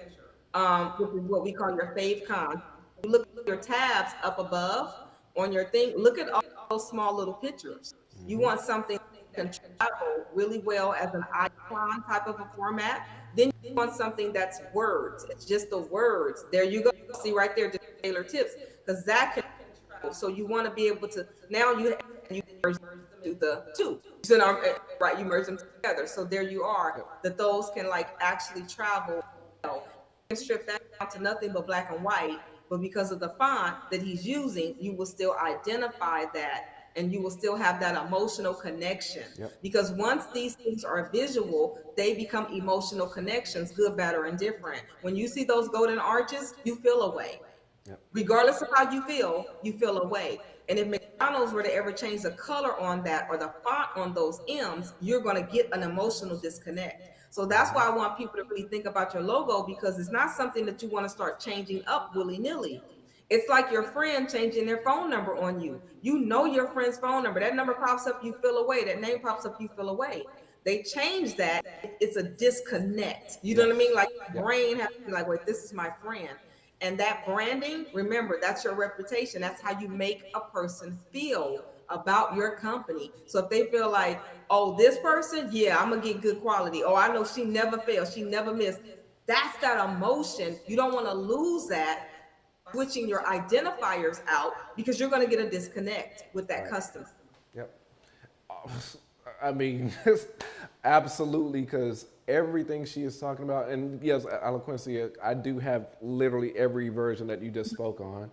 I literally just have to go through my files and grab that just to visually show it. But And just tell people, like, look at that, it's right there. Mm-hmm. I have the full logo, which you saw with me in the font. I have the font just by itself, just written out, tailored talk. And then I have just me by myself, no words. So it's just like this podcast. It's not rehearsed. So I have no idea what he had, or if he had it together. Look, this could have been an old snap, Taylor ain't together segment. Like, I mean, yeah, exactly. That's a beautiful part, is that's that tried and true. But this is the whole purpose of your podcast, right? These are things that you've learned. Right. And you're now trying to impart them. These are things that I learned. Trust me, I did not know that when I created my first logo, that it was so paper thin. The little font, I was like, oh, it's so pretty. Until I actually tried to give it to someone. Oh, and then I took the painstaking idea of making my font gradient. Like, yeah, until I tried to put it on a t-shirt and all, and then you run into all of these issues, and I was like, oh, okay, that was not a good move. But these are things that I had to learn, and that's what I love about what you're doing, is you're saving people time and money and mistakes and, you know, all of those based on what you've done, and they can see that you've implemented the changes that you're teaching them. And I love that. Absolutely. And that's what I was going to say. It's just like, even though it's a podcast, wasn't just, oh, I want to start a podcast, and then you just do it a month later. This has been an idea since late December 2022. It was writing the description. It was like getting the episodes down. It was putting the subject matter together. Like I said, doing the market research, hearing the problem. So it's like, there was a lot that went into this. And 6 months later, here we are at episode 1, but it's like, it was very specific to the fonts, to the branding, to the color scheme, to the logos, like everything. I could show y'all the emails. I'm not going to do it now. But I saw. You guys don't know. He actually came to the event And then he said, hey, I'd like for you to do this podcast. And I said, oh, okay, wonderful. Then he takes me over to the table. Y'all, I'm about to bust him out. He takes me over to this table to sit down. First of all, your girl feet was hurting bad. Okay, I was barefoot at this point. And all the women that's listening, y'all know the feeling. Okay, I was cute, but the girls' feet were hurting. So he said, let's sit down at the table. He really pulled out like almost a dossier level of folder and started showing me all this. Yeah, he started showing me basically on his computer all of this paper, all of these thoughts and everything that he had put down and put together. And I was just like, wow. So there was a lot of intention into this. There's a lot of intention and a lot of thought that has gone into this. And I'm quite sure that as your audience grows, they will really understand that and see that this was not just, oh, I'm going to start a podcast tomorrow. You know, that there was a lot that went into it as well. Absolutely. And we've had a rocky start to the podcast, but you know, I've already told everybody it's an evolving podcast, so it's just going to keep evolving. The material is going to evolve. It's already gone through so many transformations since what I originally had this as an idea. It's gone through so many transformations. I'm not even going to share, but it's just like, but it's working for the best. So yes, so, all of this applies. So will your business, okay? Your business is going to go through all of the same things, and don't feel bad about that. Mm-hmm. Don't feel like what's wrong with me, because you're looking at an influencer showing you these edited versions of perfection. They're leaving the real value on the cutting room floor, okay? On the editing floor, because it's really here within the mistakes, within the transparency, within the, you know, this didn't work out, but hey, I'm still here and I'm still trying. That's the truth. The truth is not, oh, I just came up with it and it was perfect and it landed and everything just worked out. That is not the truth. That happens for no one. Right. That happens for no one. I can say with all certainty, there is no one where it's just been absolute perfection from start to finish. And that goes back, that ties all the way back to the passion, because when it doesn't go like you envisioned it to go perfectly and it doesn't do that, if you don't have that passion, you're going to get discouraged and you're going to want to already abandon ship. So it's just like, it's all a part of the process. You're going to perfect it. And then last thing I'll say on the logos, trademarks. What would you say is a good time to trademark those logos? Okay, so my opinion is probably not as popular. All right. So I have people who there's two types of trademark applications. You can get intent to use and in use, okay? So fundamentally, you must understand the purpose of a trademark. It was to prevent consumer confusion and protect the goodwill of your company. So that way, the consumer can walk into an establishment and know for a fact that, okay, this is Taylor, you know, this is his business, or let's use McDonald's, right? This is McDonald's. So if you've built up a good solid reputation, then the consumer has a right to know, okay, this is McDonald's, so that they can manage their expectations and they know what they're getting. On the other end, back in the day, Smucker's was a landmark case for this, where you're duplicating a restaurant or duplicating a business who's built up a good name, they've done the business, and you just want to benefit off of reputation. But you're not doing everything like that business does. You can damage their reputation if a consumer doesn't know the difference. Right. That's really what a trademark is. It is that distinct mark that a customer can know, or, you know, logos and branding assets, that this is the business that I'm dealing with. We need to know that. So what happens to me is a lot of businesses try to go and get a protection before they've even built up a reputation. Let's think about that logically. That's kind of like going to Instagram and saying, verify me. No one knows me, but I'm going to be someone one day. That is not what the trademarks were for. They were, once you were established in business, it was to protect you, right? Okay, so with that being said, they're going to make that harder. And one of the reasons why a lot of people say, well, what does it matter then? I'm paying for it. I'm going to start my business and I don't want to deal with all of that later. And that's good, but not everyone does that. Some people go and they hoard trademarks, just like you guys see, they hoard domains. But they never actually bring the business to fruition. They don't actually run a business. So let's suppose Taylor decides, hey, I want this trademark. He's in business, he's making money, he's ready to pay tax dollars. He can't do it because someone else is sitting on it, right? So he's like, okay, I can't start, or they're bringing complications or a lawsuit to him. They're financially impacting him, and they have business that they haven't even made a dollar on. But they're like, we're going to sue him and we're going to stop him from operating. Now you're working against the marketplace and you're working against Uncle Sam's money. Please understand that. So Uncle Sam wants to protect the person who's in business. Right. This is why the intent to use application is harder, longer, and costs more. Then they're going to follow up with you versus the already used. So when I said unpopular, I say start your business, get some traction, do your sales, then go apply. Right? Now, you can do your due diligence before. So before this, you can go, of course, if it's cleared with the domain, there's a pretty good chance no one's using it. Go to every single social media account and check that name. See, we didn't do that at first. We just get the domain.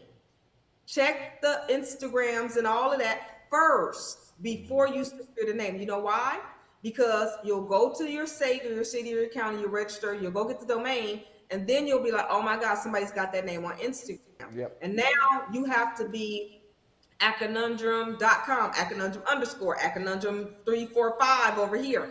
That creates consumer confusion. Yep. So if you have a name, check it in all of these and check it with the USTPO. Go to the trademark office because there are sometimes people who are squatting.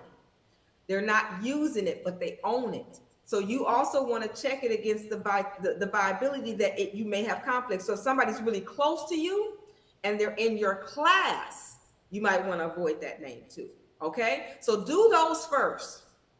Once you do that and you're passing, you're like, okay, check. It's available. Don't seem like nobody got it. Then get your domain.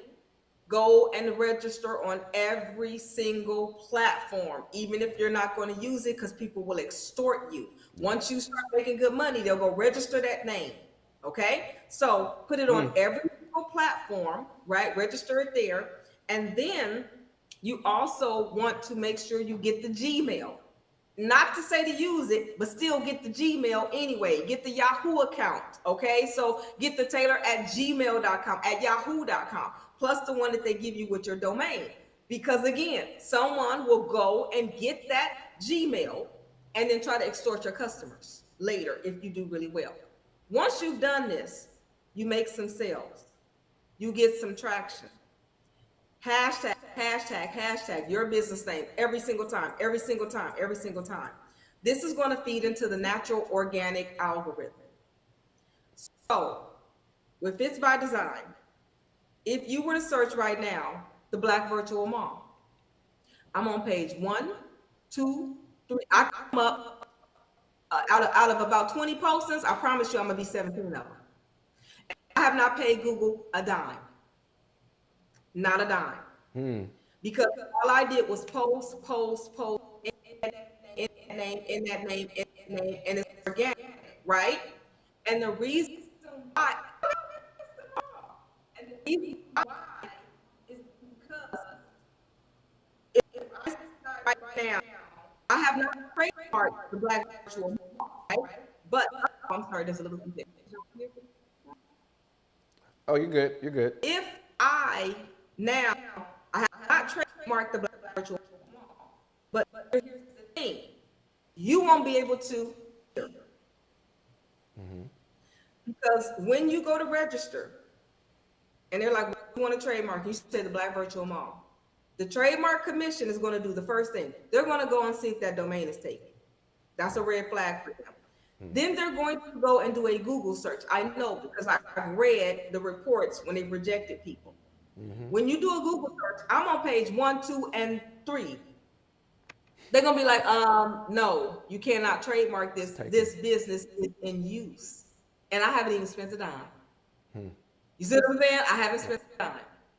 Now, trademarking is only as strong as your ability to legally defend it. A trademark ain't defending a restraining order, honey. It ain't gonna stop nobody from punching you in the face. Okay, I always ask people, what are you going to do with the trademark?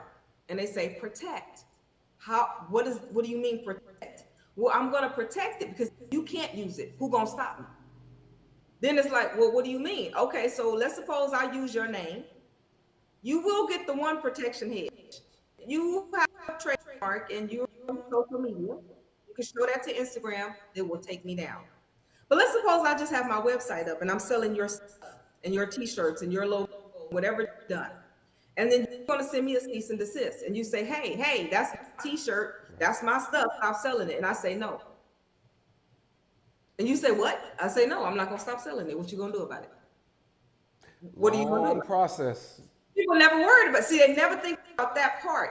So that's why I said my opinion is unpopular, because my opinion is of this: if you build something great, someone's going to steal from you. I promise you that. That's a guarantee. That's a guarantee. They're going to copy you. But if you have established your brand like you're supposed to do, people will know who you are. Right now, if you even go and say, do you know how many times people say, oh, I do a virtual mall and I get tagged 11 times, that's Akanundrum, that's her mall. You can't do that. She did that. The people, right, will do that. Right. Because at the end of the day, I will trademark to protect myself from the basics, right, the legal. But I always tell people, usually when they're starting up and they don't have a lot of money, focus on building the brand first. Right. Because some people I've seen, they have spent a lot of money on trademarking. Their brand is worthless. They have no sales. You ain't even built nothing. Some feel like stealing. You might as well put a coupon in a Bring safe. Right. So build your brand. You see what I'm saying? Build, because when you build it, you're already building in protections. Again, you can't go and trademark them all. You see what I'm saying? So the first thing, I don't have to worry about you trying to steal the name and all of that. You can't, because it's already protected. See? And you went past it really fast too, but what you mentioned also is just like when somebody makes a fake account off of your name, off of your brand, the community will step in. Your customers will step in for you. Like, hey, who is this? This is false. And you'll see that the community you've tapped into, your niche, they will come to your defense before a cease and desist letter even goes out. Right. They'll call that fake one out like in a heartbeat and be like, you need to take this down. This ain't the real person. Da da da da. Listen, when Mark made the metaverse, everybody in their mama community texted me talking about Mark he stole Akanundrum's mom. He didn't steal. I was like, y'all, Mark didn't steal from me. Okay, they've been working on that for a long time before I even thought about it. But the beauty of the fact that I had created it, so I came up top of mind. Right? I came up top of mind. They thing virtual that type of a graphic user interface where you saw people walking around and building and stuff like that. You know, like can't do it. So I'm not against trademark. Please don't understand that. Right. I'm just saying you have to build something worth protecting. Now, some people will tell you to go the other way around, and that's fine too. You know, if you're going to do that. But I just see the inverse. I've seen people, here's a little jewel. For those of you who don't know, you can legally use TM without trademarking. I do it on all my videos. You can use TM. TM means this is my trademark. It just means I'm putting the public on notice that this is my trademark. When you pay to register with the USTPO, then you can use the circle with the R on it. Okay? Now, that just means you've paid to register it. But most people don't know that. So you can always stick that TM on the back. And if you ever run into a problem, that does kind of help you to say, look, I was using this mark in trade and I had alerted the public that this was my mark that is used in trade. So Akanundrum is trademarked though. I would literally stick that on the end of my video because I always, have the, whatever year it was. So 2013 Amazing Media LLC didn't have the TM on there. And then with the photos I would always have my watermark on there with the R. Yeah, so, because copyright photo is yours by default. Whoever takes the photo takes the video, and a lot of people don't know this. When you go to a photo shoot, if you have not signed a work release, a work for hire Yep. with your videographer, your photographer, even if you They pay for can those use images, that. he owns it. Yep. The photographer, the videographer actually owns it. Yep. Whoever takes the image is the owner. Even if you paid for it, you have to have them to sign Yep. a work for hire to release the Yep. rights of that image. It's actually in my contract too. Whether I'm doing a virtual event or a shoot, it's in my contract where it's just like, you know, signing this gives me permission to use this for, you know, use all the likeness for marketing purposes. But I will be nice about it. I'll say with the first written or verbal, you know, verbal consent of said. So it's not, I'm just like, I could automatically just take it like, not take it, but I could automatically do what Alquincia says, but I'll put that extra stipulation in there just to let them know, hey, I will ask them first if I can use this material for promotional purposes rather than just saying, oh, it's mine. I put that stipulation in my contract just to. And then, and then if they transfer the rights now, they're not the photographers or the videographers. You need to read through that, because I've seen it where someone has done that, and then the photographer licensed out their image. So there's a girl who's on some basic, like a cover that's adult-esque in nature, and it's her. So they superimpose her. So he owns it. So she's like, I didn't stop him from, you know, the right. He can use them how he wants. So people have found themselves on stock footage websites, you know, and they're like, wait, what am I doing up there on a stock footage website? The person actually sold those rights, so your image. And people are gonna do that. But with me, it's integrity. So some people will have integrity and things like that. But yeah, that is free use. So just know that. There's a couple more points, so we can breeze through these really quick, because I know our time is well spent. But establishing a unique value proposition, what would you say on that? So I'll give you guys. We already have our basis, we have our brand, we have our logo. Now is our unique value proposition. I'll give you the 4 U's. Okay, so if you guys have a pen, you want to write these down, right? So the four U's. You want to solve a problem that is unworkable, which means it's not something that everyone can do. To give you an example, when they needed to create a shot in that amount of time, not every single vaccine company could do that. Certain ones could. So they could charge what you wanted, because they were able to do that and execute on that, because it was not something that was very easy for, other people to do. You also want to solve a problem that is unavoidable. In life, we will have death, taxes, babies being born, plumbing problems, right? People need groceries. There's a lot of things that you will deal with as a human being on this planet that are more than likely unavoidable. So if you are able to solve a problem, right, then you're going to be able to command a decent amount of what you want. Because I promise you right now, if the toilet was to flood right now, that plumber can tell me whatever his price is. I'm gonna pay it. Right? Now, if I have a snake, but it's not a snake. Say you need like some sort of piping thing. I cannot fix that. See, so that was unworkable and it's unavoidable. That's why that man can charge me whatever he wants, right, and I'm gonna.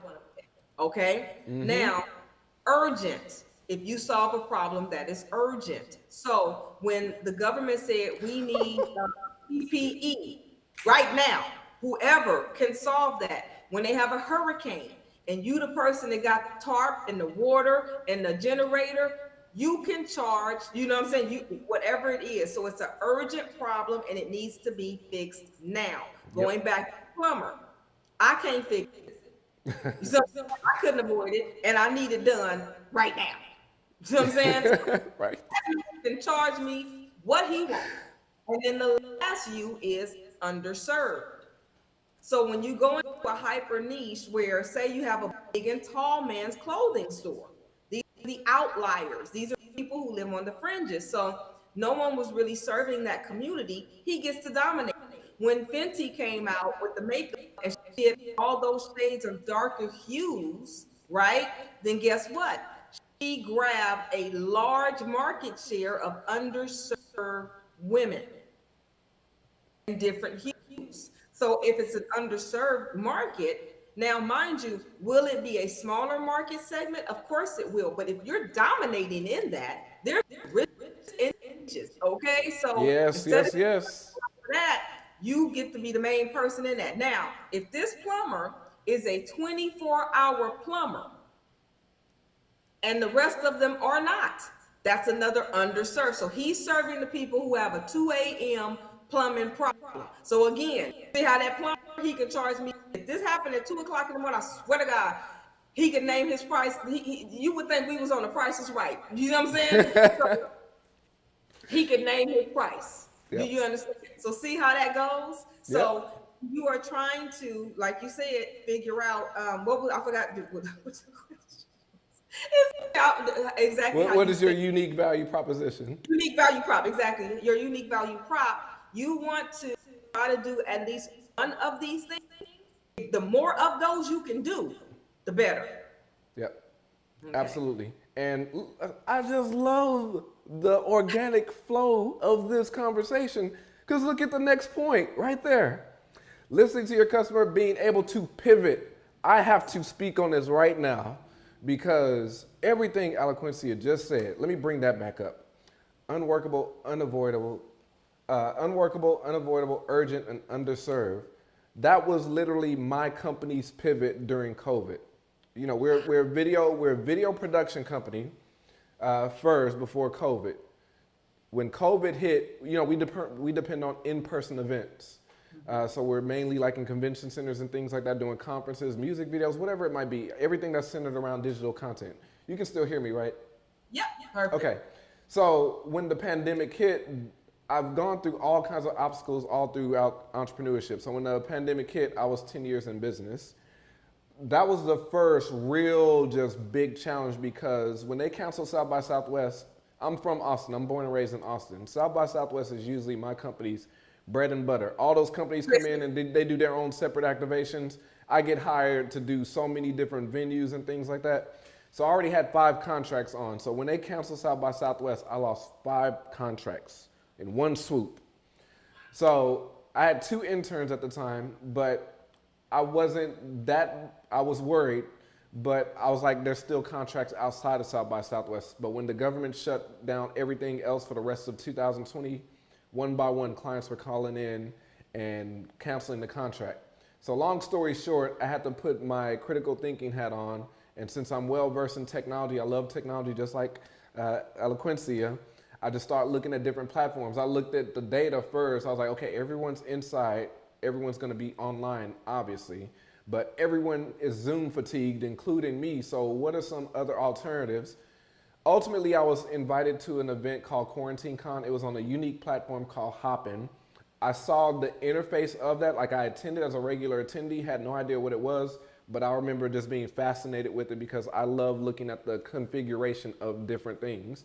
I'll go to Essence Festival, I'll go to all these big festivals. I'm looking at the stage versus the talent on the stage because I'm like, who constructed this stage? Who did the designs? Who did the lighting? That's how I am. I'm very logistical and analytical. So I looked at that platform. I was like, what is this platform? This is so cool. It mimics real life conferences, summits, but in a virtual space. It has a stage, it has a breakout room, has networking, has room for vendors, all in the virtual space. So ultimately, I went and trained on that platform. It took me a month and a half, and I'm tech savvy. That's a long time. So I concluded, if it took me this long and I'm tech savvy, it's gonna take your average Joe 3 times longer. 1, they're not gonna want to do it. 2, they're not gonna have time and a team to commit towards learning this platform. 3, they need to get their message and service and product out to the masses right now. So I came up with the brilliant idea of, well, let's just create a service where we literally create, produce, organize, and manage the event for them on the front end and back end. We've already learned this platform for like the last month and a half. We know how to run it. Let's just run the events for them. And I kid you not, it was literally like everybody was take my money. I was naming my own prices. My business scaled 3-4 times during the pandemic because I was commanding my own prices. I was making easy 12, 15 grand a month for 2 years, from May 2020 all the way to like January. It was just so much. I was doing business with American Express. I was running events for the NFL. I was running events for One United Bank, international clients. That was a brilliant pivot, and that's on this next point. That's what I'm saying. That was a brilliant pivot that put me in the driver's seat because I could command my own prices. It was unworkable. It was unavoidable. Exactly. It was urgent, all those things. All those things. That's exactly what happened to me with the mall. So I went to a virtual conference on subscription-based boxes, and when I saw the graphic user interface, I said, what in the heck is this? Because it had that lobby feel, and then it had these little rooms, and I was like, I've never seen anything like this. So the initial company that I saw, they didn't get in contact with me, but I started researching because I said, who else is doing anything like this? I found the company that I wanted to work with. I liked their interface, and so I said, okay, I want to do the Black Virtual Expo. That was the first did. You said it took you 6 weeks to learn, right? Yep. I put it on in 6 weeks. Wow. I learned it. It takes them 6 months to put together. Me, my assistant, and my little graphic designer, we had to learn it and basically construct the virtual expo, and we did it in 6 weeks, putting it together. So when I saw that interface, how we are. You get us behind the wheel, we gonna start working this stuff out for us, right? We are kind of like, you know what? I can actually do this. And so the company, I started asking for things that they didn't have, and I started to fix it for me, right? So for example, with my apps, there's template-based system. There is a dating component. So there's a feature that basically builds in if you wanted to have a Tinder. Right. Okay. On platform, they can swipe, there's pictures, there's messaging. Well, on my Akanundrum app, which is a business community app, one of the things that I've always preached to people is, they're always like, mentor me, mentor me, mentor me. I'm like, okay, the people that you guys want to mentor you, there's only a couple of them. Why don't you instead figure out what you need, look to the left or the right, and barter with people instead of just trying to go for this mentorship because you're looking for solutions, right? So if you're like, what do you need help with? And they're like, taxes. I don't know anything about finance. I'm like, okay, what do you do? I'm a graphic designer. I do web pages. Why don't you go find a website that looks bad and offer your services, right? Go build a site like your site. So maybe we can barter. You can look over my taxes for me. So I encourage people to find a business buddy. I've been, right? So I did a little podcast and I was trying to pair people up, and so when I built my Akanundrum app, that dating feature I talked about? Yep. I just transformed the language in the back end and I made the business buddy match. Instead of the dating app, I have it where I removed wife or husband, all of that. And I'm like, okay, I am a new entrepreneur. What phase of entrepreneurship? What are you looking for? Okay. And then you get to partner with the person and you can swipe, oh yeah, you. And then y'all can message. So what I mean is we're able to take these features sometimes that people would have never thought about using in a way that works for us. So when I saw that platform, they're used to doing one-off events for the weekend. Like, what happened? Yep. I was the first person to go to them and say, I want a permanent structure. He was like, wait, what?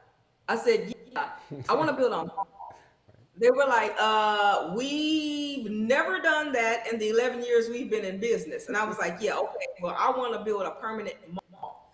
And I wanted to have several floors and I want the kiosks to work like this. And so they're like, well, we have the auditorium. I was like, I'm going to turn that into a movie theater.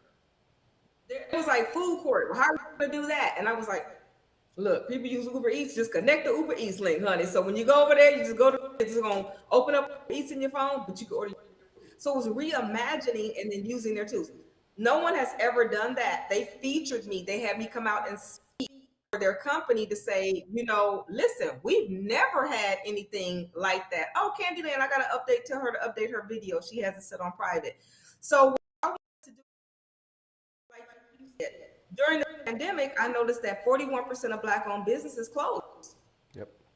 They closed, and it's to your purpose, right? So I started saying, what did you say? No one's going to take 6 months to learn this.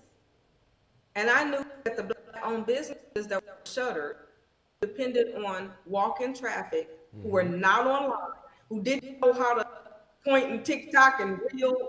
These people are like, baby, I've been outside. I've never been online. Now I got to get online to get sales. I did like you. Instead of trying to force them to learn this digital world, I said, let me make a mall and I'll just stick your business into it. And then this way you can get the traffic, right?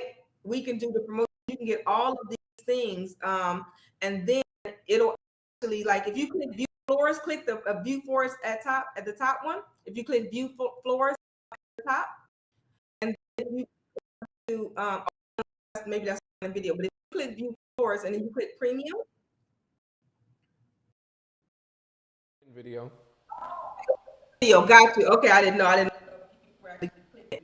But I wanted to do something where, when you go to Amazon, which does a great job, when you ask people if they bought something, where did you get it from? What do they say?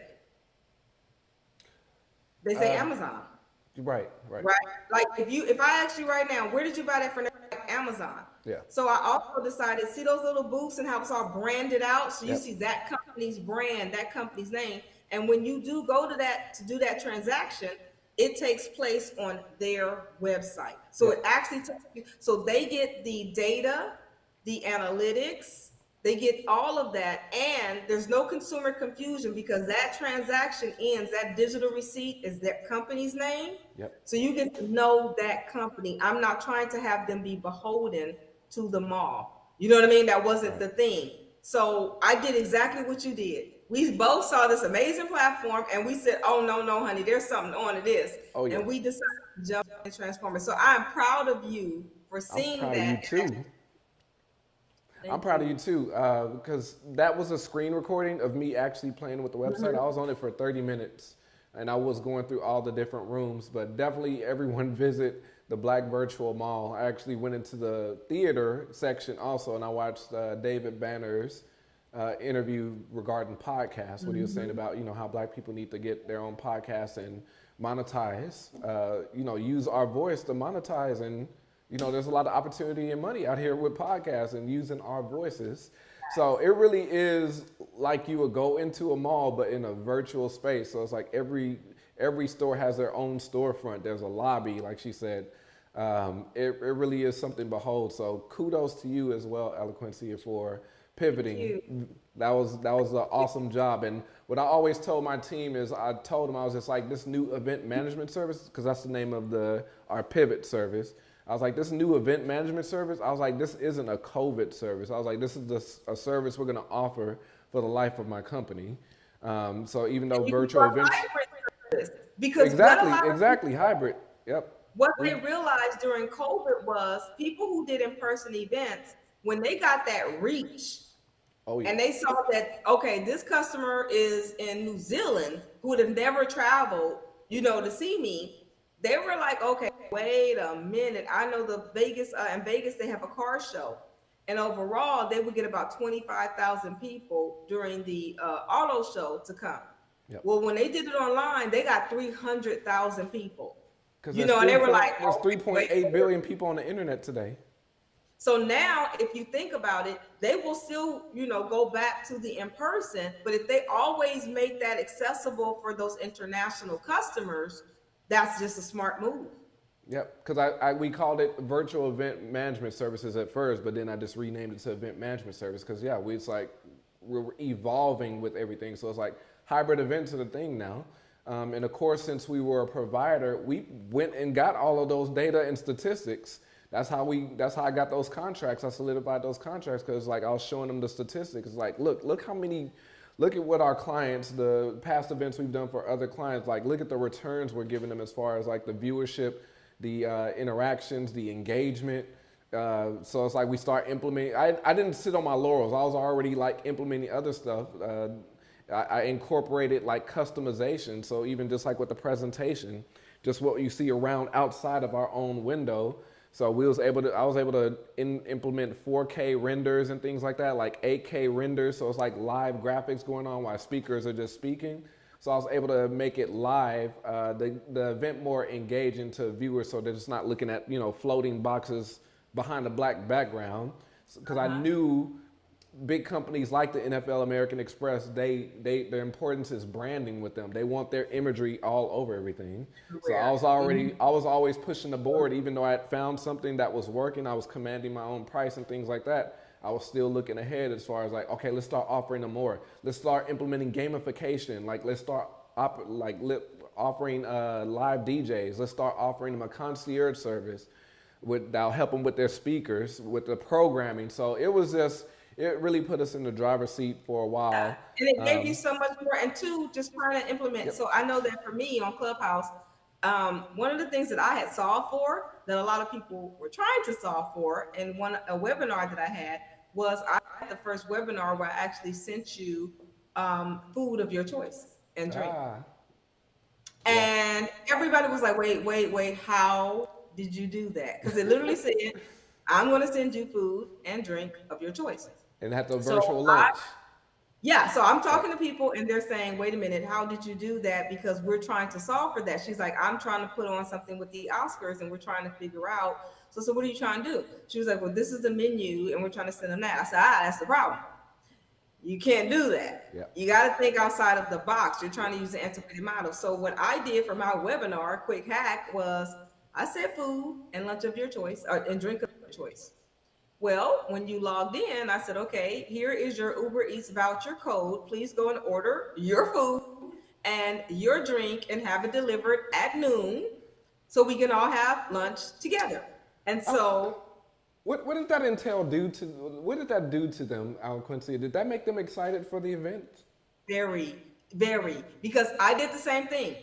So this is October 2020. I had a live DJ in the waiting room of my Zoom. So there was a live DJ playing all my favorite music. So you get there and you're like, oh my God. And he's entertaining. He does this little thing with the drumsticks. He's like very entertaining. Yeah. And then he tells you, hey, you guys, we're going to have lunch. Order your lunch, right? Then I go through and I tell them to order it. So after I did the first half of the presentation, we did a 20 to 30 minute Q&A, just letting everybody load up, making sure everybody got their lunch. So then when everybody got their lunch, then guess what? I put them in breakout rooms. So it was 100 entrepreneurs. I put them in breakout rooms of 5 to 7 people, and they got to eat an hour and 20 minutes, network. They got their drink, they got their food. There was zero waste. And I actually made more money. So how do I do that? This is a hack that I don't really tell people. So y'all getting this? This is a jewel. Okay. You go to Uber Eats. You're going to set up a corporate account. Okay. Now, with that, they're going to give you a line of basically credit. Okay. So you're going to have your EIN and all your paperwork. They're going to give you a line of credit. I was like, hey, I need a little bit more than this because I have 100 people and it's a $50 budget or per plate per person, right? So at first they gave me 2,000. I said, I need at least 5. I'll give you the money now. I don't care, but I just need that as a budget. So I put that into my ticket price. So it was $200 to attend the webinar. 50 of that was for your meal. Okay. So now everyone goes in order on the voucher. You know, with your meal is already in there, so you don't have to worry about anybody stealing or anything like that. So they went and ordered, and you could cut the time off and everything. But guess what happened? Nobody really ordered $50 exactly. They ordered like 45, 35, 38. So basically, I wound up spending $4,300. So I actually pocketed $700. Oh. So, right. So, and guess what? There was zero waste. Everybody got what they liked. I didn't have to worry about allergies. I didn't have to worry about, if you pay a caterer and you spend $5,000, it doesn't matter who eats it. That food is gone. Right. So and then I told them, first order your food, because most people didn't know that you could order 2 things from Uber. So I said, first order your food, and then you're going to order your drink. Okay. So then they ordered the drink and had it come scheduled. And then we all sat there and we all ate and everything. And then I also, because I looked at the in-person events and I wanted to mirror that. Yeah. So I said, okay, when I go to an in-person event, I get a DJ. A lot of times I get music, I get food, I get drink. But you know what I also get? Vendors. I get to Yeah. experience little small businesses that I've never known before. So as another part of my webinar, I said, okay, I'm looking for 25 Black-owned businesses. I'm going to put you into my box that's going to go to my event. So you're going to send me samples of your items, okay? And you need 100 samples because there's going to be 100 boxes. So I found a fulfillment center. I had them to send all of their samples to the fulfillment center, including my beautiful boxes that were so pretty. You put them in a box because packaging and branding, if you open up something and it's beautifully branded and packaged, it makes it feel luxurious. Okay. So by my box being high gloss in a box that you opened up, you're opening it up, it feels really good, right? So I charge the vendors $100 each to get into my box. Now you would be like, well, who would pay that? Well, that's $1 a customer that you get to Costco. You get to put your cookie. Your cookie tastes good. Yeah, I'm gonna put it in that person's hand. They're gonna eat it. So $100. Send it to this location. The location folded my boxes, put everything in, put all the thing, and they shipped it for cheaper than the United Post. They shipped it for about $9 a box, and the box weighed about 12 pounds each. So now, first, the DJ was there. Yep. Then I talked. Then we went into the breakout rooms and we ate. Then we unboxed. Then we smelled, we sniffed, we touched all of these amazing products from vendors. Then we talked. I forgot to tell you that there was a cocktail in the box too. I said, don't drink that to the end. Then I put a timer on the screen. I said, you have 5 minutes. Go put on your white top, because I told everybody to have a white top. When they came back, the DJ returned. He's in all white. I'm in white. We have our cocktail. Now we have our all white party. Man, y'all did it big. And mind you, I did this on Zoom before I ever even saw that platform. So what did I do? I just said, how can I replicate that in-person event experience? Is what I heard on your checklist. You said the NFL wants to market. You know, we're going to need this. We're going to need a concierge service, because in person, a speaker would have someone there assisting them. See, you just went what was tried and true and said, how can I replicate this system in the virtual environment? Yep. So for everyone looking at a business to start, sometimes it's really just that simple. It's who builds a better mousetrap. And you hit all touch points with your event too. You hit the touch, the taste, the smell. Oh my gosh. Yes. Oh my gosh. Immersive, because at the end of the day, Yes. your brain and your heart are muscles. You want to get in your customer's muscle memory.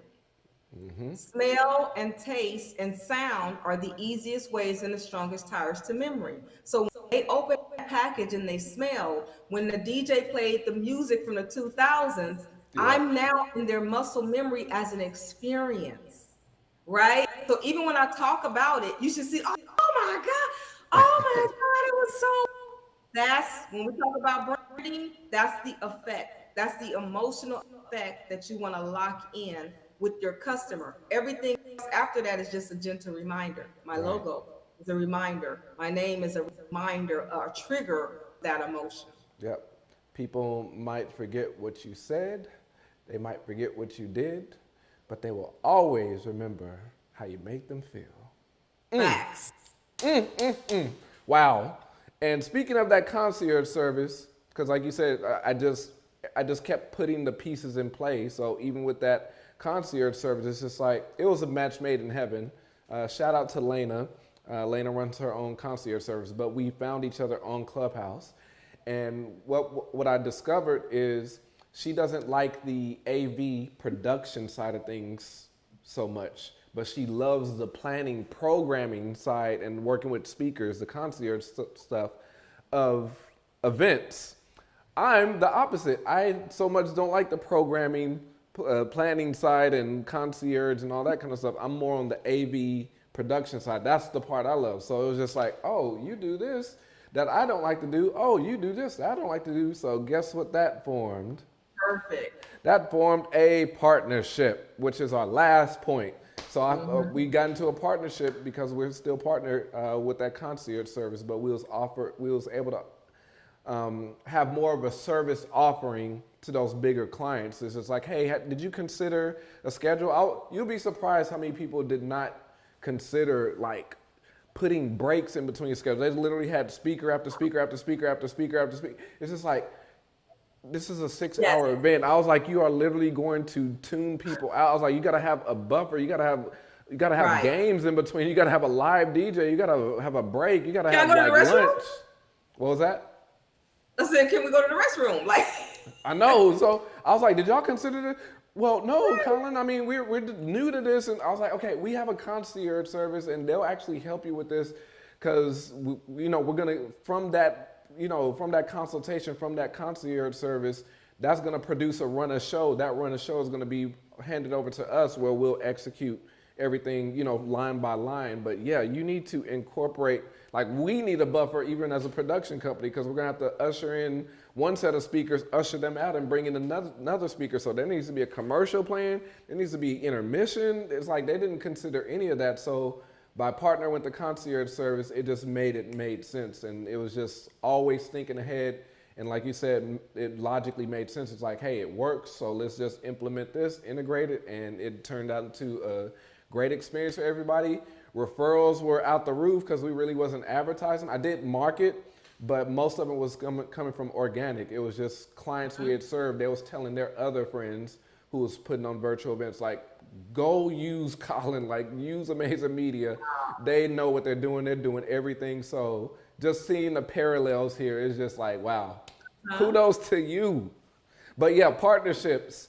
So, I pretty much touched on my point as far as like how I was able to find a perfect match and do a partnership. So what would you say with these new entrepreneurs who are finding their passion, who have got their messaging down, who got their branding down, who got their logo down? What would you say to them as far as like regarding partnerships, or if they even should consider that, or when they should consider that, if at any? Yeah, so I'm going to be very transparent here emotionally, okay? I've always been solopreneur because I haven't had much. I've learned a lot. So there's a lot I can do in terms of just for myself, whether it's learning Photoshop, whether it's, okay, I want to build an app now, all these things that I've learned because I just didn't have the money to throw at the problem or to hire for it. So when you have that sort of skill set, you know what I mean? And you have a work ethic, and you have your business that you're pretty passionate about, it does create a condition by where you're not really looking for partnerships, right? Especially with your vision. Right. And as I talk to entrepreneurs who often are like, yeah, I struggle with finding a team or help. Partnership is help. And I ask them, what is the issue? Most of them will say trust. They don't trust that someone else is going to have the work ethic that they have. They don't trust that someone else is going to be as capable, or, all those things. They're like, they're going to mess it up. I don't have time for this. They're going to run off on me. They're going to abandon me. They're going to steal my stuff. There's a lot of trust issues. And when I had that situation come up, one time again, I had to be very brutally honest about a moment that happened to me. And then this is a test on people.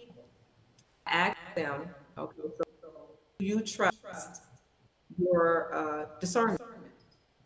Do you think that you make good decisions? Do you think that you're pretty wise and informed and educated person? Yeah, of course. Okay. Well, do you also trust that you can communicate and instruct someone and teach them how to do certain things? Yeah, I trust that. Okay. Do you feel as if someone doesn't show up for your business, it will fall apart, or are you able to jump in and take care of that? Yeah, I can do that. I can do that. Do you believe that someone can just learn your business today and move you out of the way and just totally do everything up to the same speed, rate, and everything that you're doing? No. Okay. And do you trust that if anything were to happen, that you built this, could you rebuild it? Yeah. I said, okay, well, then you don't trust yourself. You don't trust yourself because you're saying those things, but you're not living those things. You are saying it's the person, but you just said you could hire. You said you got good common sense and you have discernment, so you're gonna choose the right person. You said you know how to teach them. You said that if this person doesn't show up for whatever reason, albeit they're sick or whatever, that you can jump in and you can handle it. You said if they do try to sabotage you, or maybe they just move on with life and they leave you, that you'll be okay. And then even if they did something super nefarious, that you can start all over again. Right. So then you have to trust you. Mm-hmm. Okay. So, one, that's number one. That's number one. I didn't bring you this far to drop you off here. Okay. Don't, so you just know that. That's okay. Number two, stop looking for yourself in your partner. People keep looking for them in their partner. I want someone just like me, or they find somebody and like, you're just like me, you're just like me. That's not what you want. You want someone who's going to complement and lend to you what you do not have. So you are really looking for someone who usually has the opposite skill set, the opposite framework, the opposite way of operating than you, because you're needing an accountability partner. Now, in that, you must understand your strengths and your weaknesses, and you must learn to value those. So, once you really learn your strengths, you're going to love that about yourself. But learn your weaknesses and be very honest with yourself. Because when those weaknesses become real to you, like, okay, I'm really messing up here. Like, I really need to be more organized. This is making my business fail. Once you're that honest, and someone comes in and they're an organized person, they're gonna be a stick up your butt. You hate them. True. You will be grateful for them. You see what I'm saying? You're gonna be like, oh my God, because I know that this is making my business struggle. This is where I'm suffering. So if this person comes in and they're like, they're just that atypical personality type, and you're that free flowing, right? And they're like, okay, we need to put all this together. Trust me, it's gonna be hard. You're gonna be like, I hate this part, but you know how necessary it is. So it will help you to respect them. Right. Okay, when they are your counterweight, because in doing that, now you can get balance. You Yep. can get the balance that you need. So I would say one, you have to trust yourself, and you have to be okay with things can fall apart or whatever. I'll be okay. That's number one. Once you're okay with that, then you can be open to receive the help that you need. Because other than that, you're closed off. You can't get the help that you need. Okay. And then once you do that, you have to make sure that you itemize things that you're weak in, so you can learn to respect those things in somebody else, even if they annoy the hell out of you. Okay. That's what I would say when you're looking for a partnership. And look for strategic partnerships too. I would also say, don't always Wow. just look for money. Don't always just look for, right? Because money doesn't always solve everything. I would look for people that I can actually just tap into because they have the answers. Because a lot of times we don't suffer from lack of resources, it's lack of resourcefulness. Right. If you have someone who can actually help you be resourceful, right? That goes a lot further sometimes than the money. Absolutely. Wow. Whew. That I mean that was very powerful. And I would just like to say this as far as like my partnership with the concierge service. Remember, this is 11 years in. So, you know, when we're talking about just starting out, we're talking about finding your message and things like that. So, of course, we won't expect everyone to just jump into a partnership when you're still not even really fully established. This is something Right. to consider in the long term once you get to the part where you start scaling. So we're going to go into that. As you saw on the screen, it said part one. So partnerships is going to come up again, but I just thought it would be helpful to speak on Sorry. partnerships since it was brought up a couple of times. Well, let me add one thing Yep. to that too. What Yep. they said, be evenly yoked. A lot of you guys are not looking for partnerships, you're looking for help. Okay? Listen. Do you know Say how that many for the times people in the back. listen, and you think you're slick. You'll try some philanthropic, heartstring, like really at the end of the day, everyone is measuring and assessing. So a lot of times people try to partner outside of your league.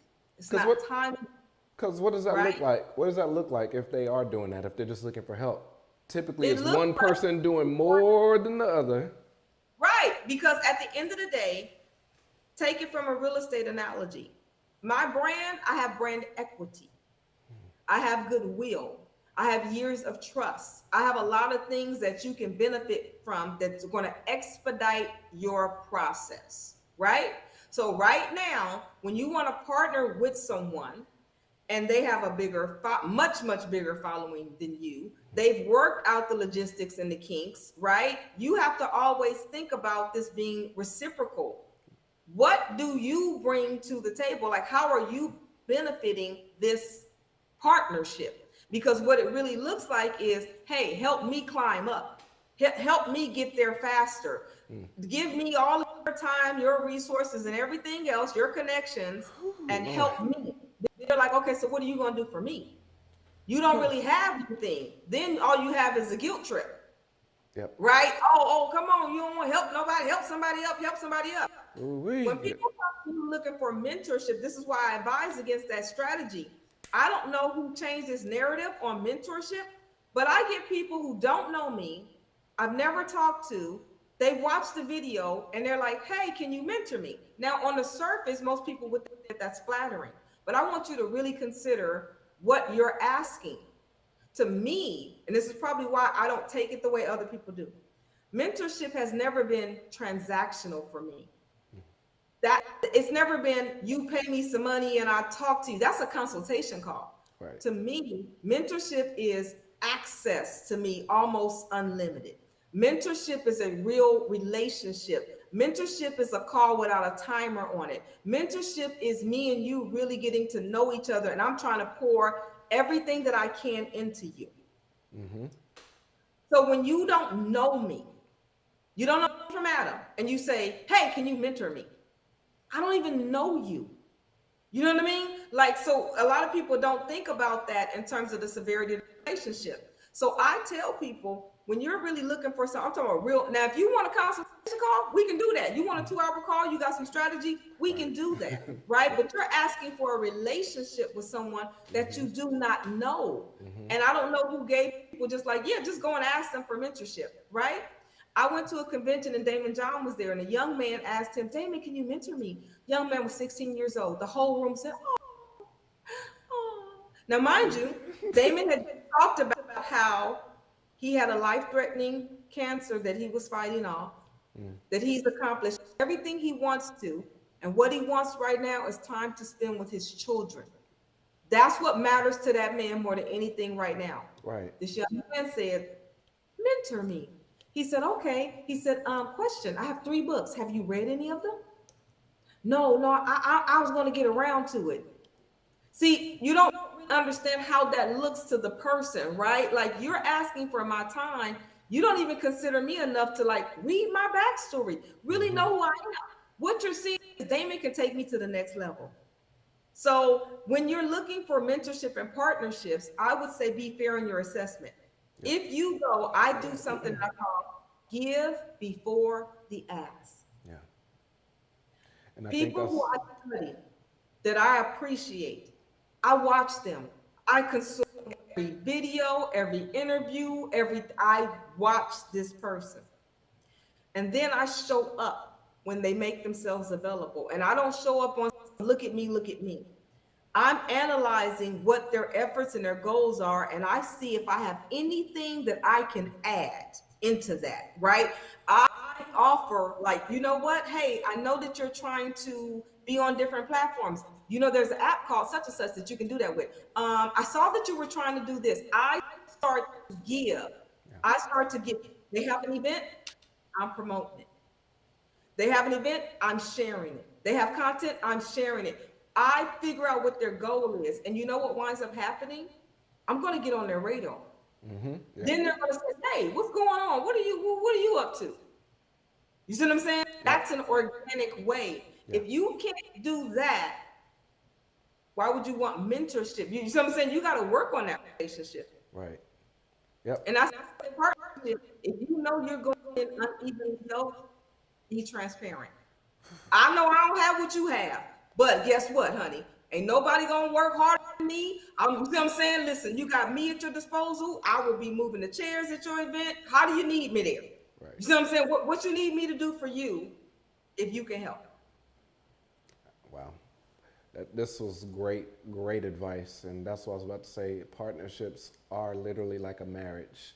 You heard Alquincia say, if you're unevenly yoked, so you hear that in marriage a lot, it really is like a marriage. I've been in a couple, and it can really be a lot of turmoil involved in that. So it's not something, you have to be very strategic, and as she said, it has to be reciprocal. And then when it comes to mentorship and help, that's why they usually say when it comes to looking for help, or you go to these events, or you're looking to network with other people, they say network horizontally, not vertically, because you just never know where these people are. It's like Damon John, he's already done all the work. He wants to spend time with his family. It's like people don't have time to, reach down and things like that. They're running 15 companies, they're traveling, they're doing all these engagements. So it's just like your help is going to come to the people right next to you. Y'all at the same convention, y'all at the same event networking. Y'all all are here for a reason. You're all passionate about something. Y'all might have something that aligns. There might be that strategic partnership, that parallel where it's like, oh, I do this that you're not good at. Oh, you do this that I'm not so good at. And it's, hey, let's talk. So, and I feel like if you knew Damon, if you respected Damon, you would have already known that about right, Damon. exactly. It's like you just don't walk up to Damon John and right. teach me. You would have known that this man just recovered. You would have known, right? Because you would follow him, and you would know. And you know what? I would be looking at Damon. So right now, I heard that your goal is you want to spend more time. So listen, I've created X, Y, and Z, or I know something that can kind of like automate your service. I looked into what you do, and here's a service that could automate and really free your time up. I didn't know if you know about these things. Damon, what I have is 10 years as admin. And if possible, I would like to come in as a VA and help you free some of your time up so you can spend. See, that to me is that give before the ask. Because now you understand what Damon's goals are. You're speaking to those goals. We love it when people pay attention to us. We love it when we know that you heard us, right? So if you rocked up to Damon in that way and said, Damon, hey, you know what? I got this. This thing's going to save you all the time right here. I looked over your systems, and this was something I did. If you don't have that to give Damon, then you got to really factor that in. Like, man, you know what I mean? I don't have anything. So all I can do is take from this brother. Right. So that's the thing. If you have nothing to give to help them, then it ain't reciprocal. You see what I'm saying? Because all you can do is. And I will co-sign on that because before the pandemic, like I said, I was going to Essence Festival. I get all access to Essence Festival, BET Awards. I'm going South by Southwest. I'm going to all these big, huge events. And I'm rubbing elbows with all of these big people, like C-suite level, A-list celebrities and things like that. So I got numbers. When I made that pivot during the pandemic, that brought me even bigger, more powerful people. I'm the lead producer on these events. I have executives from Goldman Sachs calling my phone because once the call sheet comes out, like, hey, Collin is the technical or the lead producer on this event. If you have any issues, call Collin. So it's like I'm getting random phone call. Hey, Collin, this is such and such VP from Goldman Sachs. I'm trying to get on. So it's like I got so many numbers. I got even Damon John's number because the One United Bank, he was one of the keynote speakers. Tiffany Haddish. But it's just like, but I've never thought to tap into them like, hey, Luke, I got their number, let me call. It's just like I'm more established, but it's like I'm not going to bug them. I'm not going to talk. For what? Right. It's like I'm not going to do that. But even just with this podcast, I have a very powerful network made of entrepreneur, like friends that I've made over the years, whether these are clients that turn friends, and I've always just sat on them, meaning like I've had their contact. These are powerful people because like I want to, as Alquincia said, I want to bring them something. I want to come with the ask without coming with something. This podcast was me actually, this is my time to actually tap into my network. It's a labor of love. They can come in and offer their advice as far as like people want entrepreneurship. More businesses are being created today than ever before. People want this. People need this. But it's just like, here's the problem that I found. Would you like to contribute in this as far as like carving out this path to show people how to become successful entrepreneurs and avoid the pitfalls? Absolutely. Everybody asked. There was not one no. Everyone's like, yes, when do you need me? I've had preliminary calls with everybody. It's just like, I would like you to speak on this, and like, oh yeah, let me add these points too. So it's just like, it was me after 10, 12 years finally like, now I have something to tap in my network for. Right. And it's like, they're ready to go. So it's just like, yeah, you just don't approach certain people. It's just like, what are you bringing? Like, bring something to them. But in the meantime, while you're working on what you can offer, look horizontally, look who's next to you in these places, in these establishments, in these events, and that can be your help right there.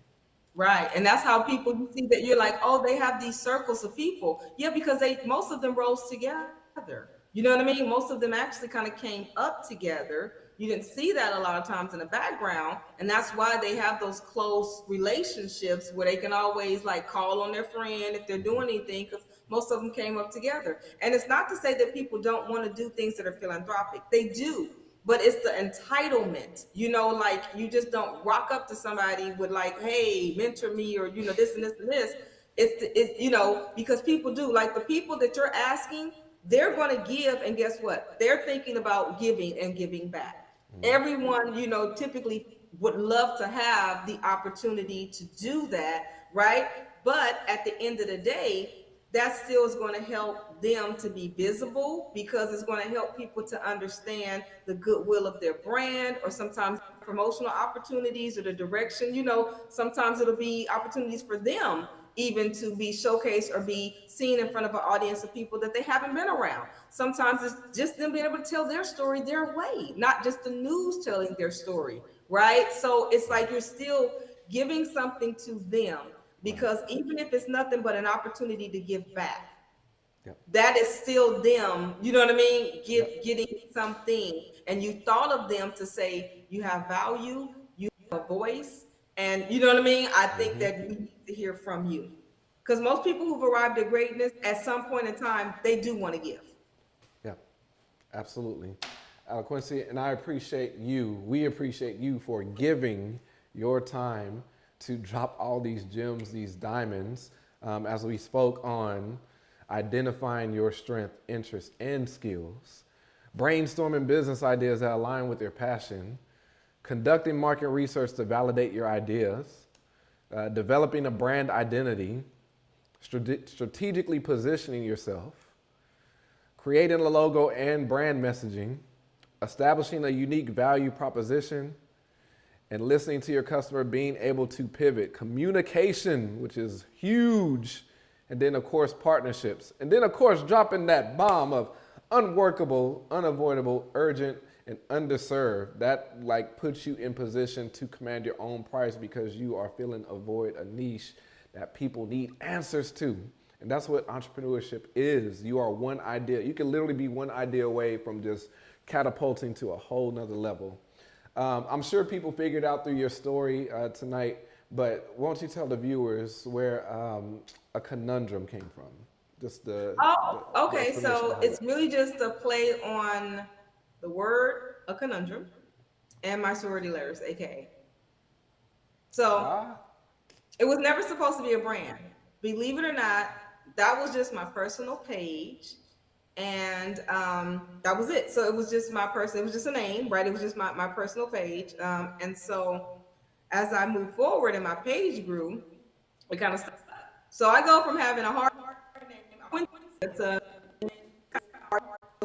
people are like, I've been Akanundrum, I've been just about every other iteration of it. But yeah, it was the word Akanundrum. And I'd say because you shook up the market also, you shook up the industry. So that's how I'm looking at it also. Yeah, because that was one of the things that I do pride myself on, is that I've done things that are very disruptive in every market.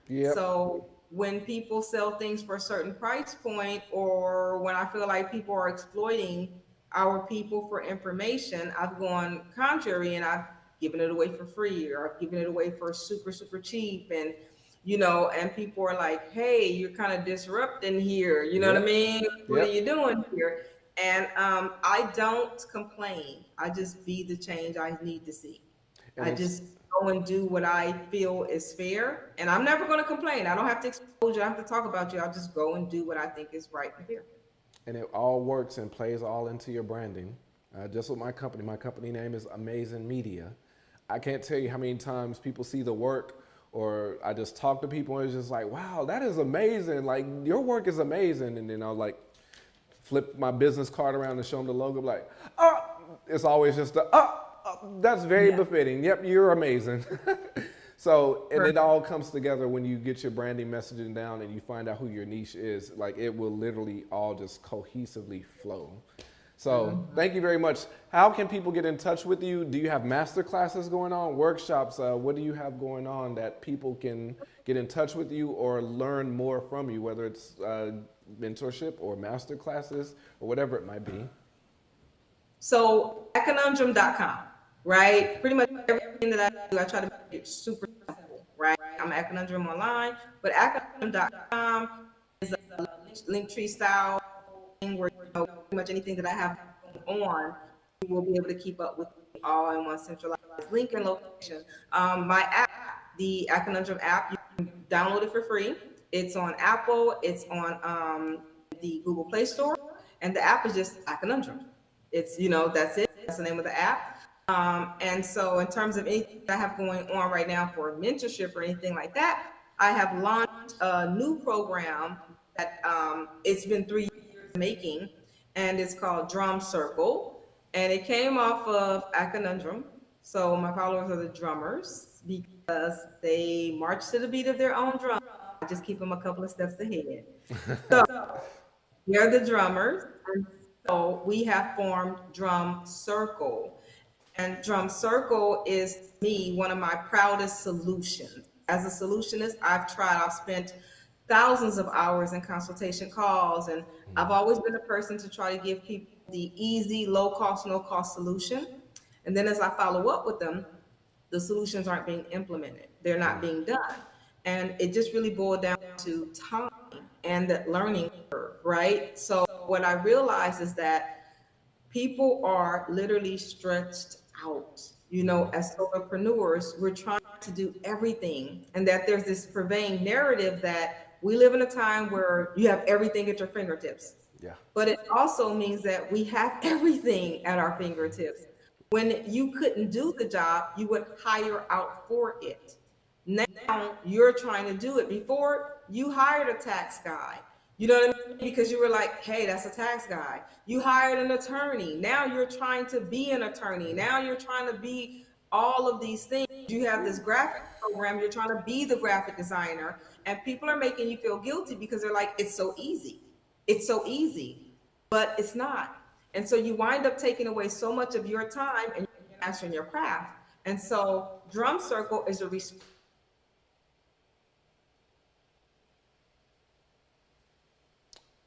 first is the first pillar is did I cut out on you? Yeah, you did. If you could just repeat the last. Yeah, so I said Drum Circle to me is the ultimate solution that I've come up with. It's a response to that. And I've identified 4 pillars that I believe that every business needs to succeed. And the first pillar is admin systems operations. So at the foundation, you take an idea and you must systematize that. You must create the operation and everything for that business.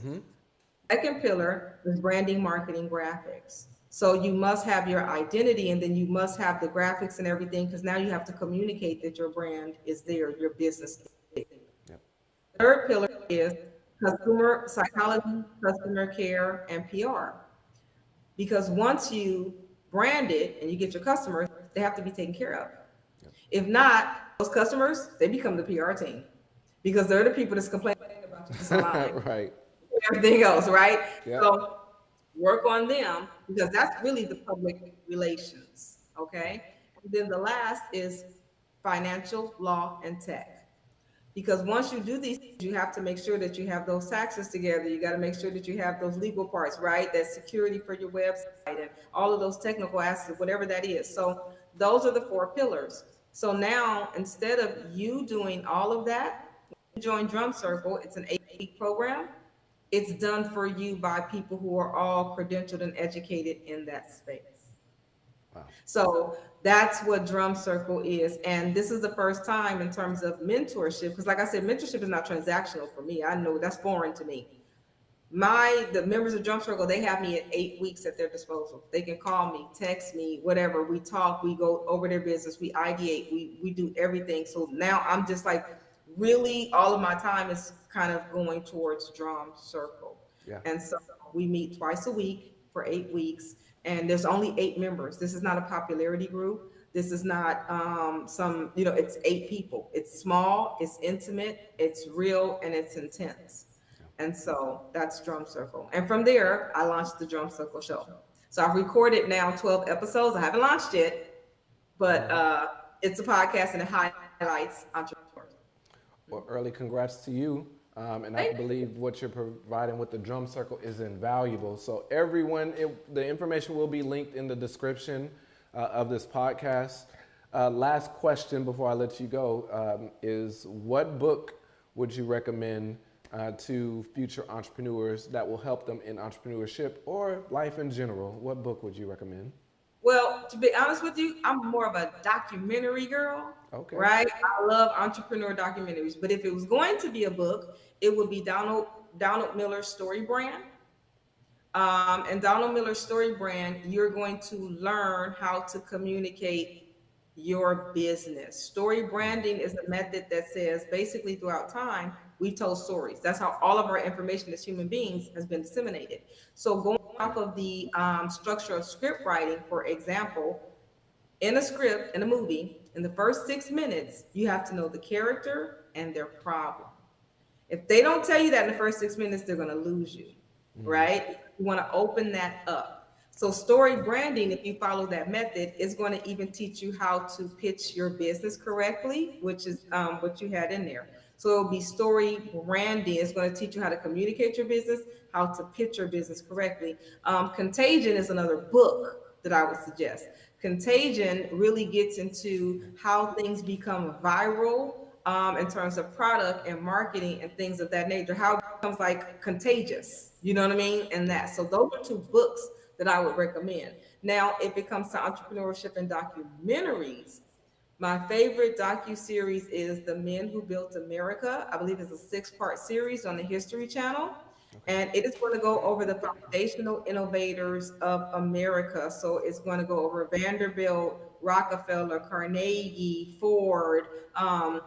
You're going to go into JP Morgan, Tesla, Edison. We're going to cover and how they all intersected at the same time. So it covers that industrial revolution and the innovation and the wars. Because I mean, let me tell you something. That boy, you talking about some drama. They was getting it in. You think that like Zuck and Elon, that ain't nothing, honey. These were like 7 titans at that time. You know, like going at it. So that's one of my favorite, like all time documentary, hands down. Now I have a lot of other ones on the list, but that's would be my favorite go-to. Well, I am intrigued, but so she didn't give y'all 1 book, she gave y'all 2 books and a documentary. And I actually forgot to give mine on the intro last week, so I'll do it tonight. Mine is Who Moved My Cheese by Spencer Johnson, MD. And I love this little book because it gives so many great metaphors and analogies with the 4 characters, him and ha, and scratch and scurry, which basically are 4 type of entrepreneurship types, personalities, and how they navigate during, tough times and change. So I'm not going to give it away, but it really is a short read. Like you can read this in an hour, 2 hours tops. But it is a great guide as far as like how to deal with adversity and things like that with entrepreneurship. So once again, Who Moved My Cheese by Spencer Johnson. Awesome. Alquincia, really appreciate you for spending 3 hours with us tonight. This was a great conversation that just flowed and segued, and man, this was awesome. And you can chop this up into micro pieces of content. Hey! Absolutely, and that's exactly what I was gonna do. I got a long week ahead of me. So y'all gonna understand why I spaced these episodes 2 weeks apart now. It's like gonna give me time to do my own thing, but mainly it's to give y'all time to implement everything we are telling y'all. We're gonna give y'all homework with each episode, so I just know launching an episode every single week and giving you more content is just going to pancake things. So it's spaced out to give you time to implement what we're telling you to do. With that being said, I will say this. According to the Small Business Administration, about 20% of small businesses fail within the first year, 30% fail within the second year, and 50% fail after 5 years in business. The advice, tips, and resources we provide on this podcast will ensure that you are not one of those statistics. Hopefully y'all are out there taking notes.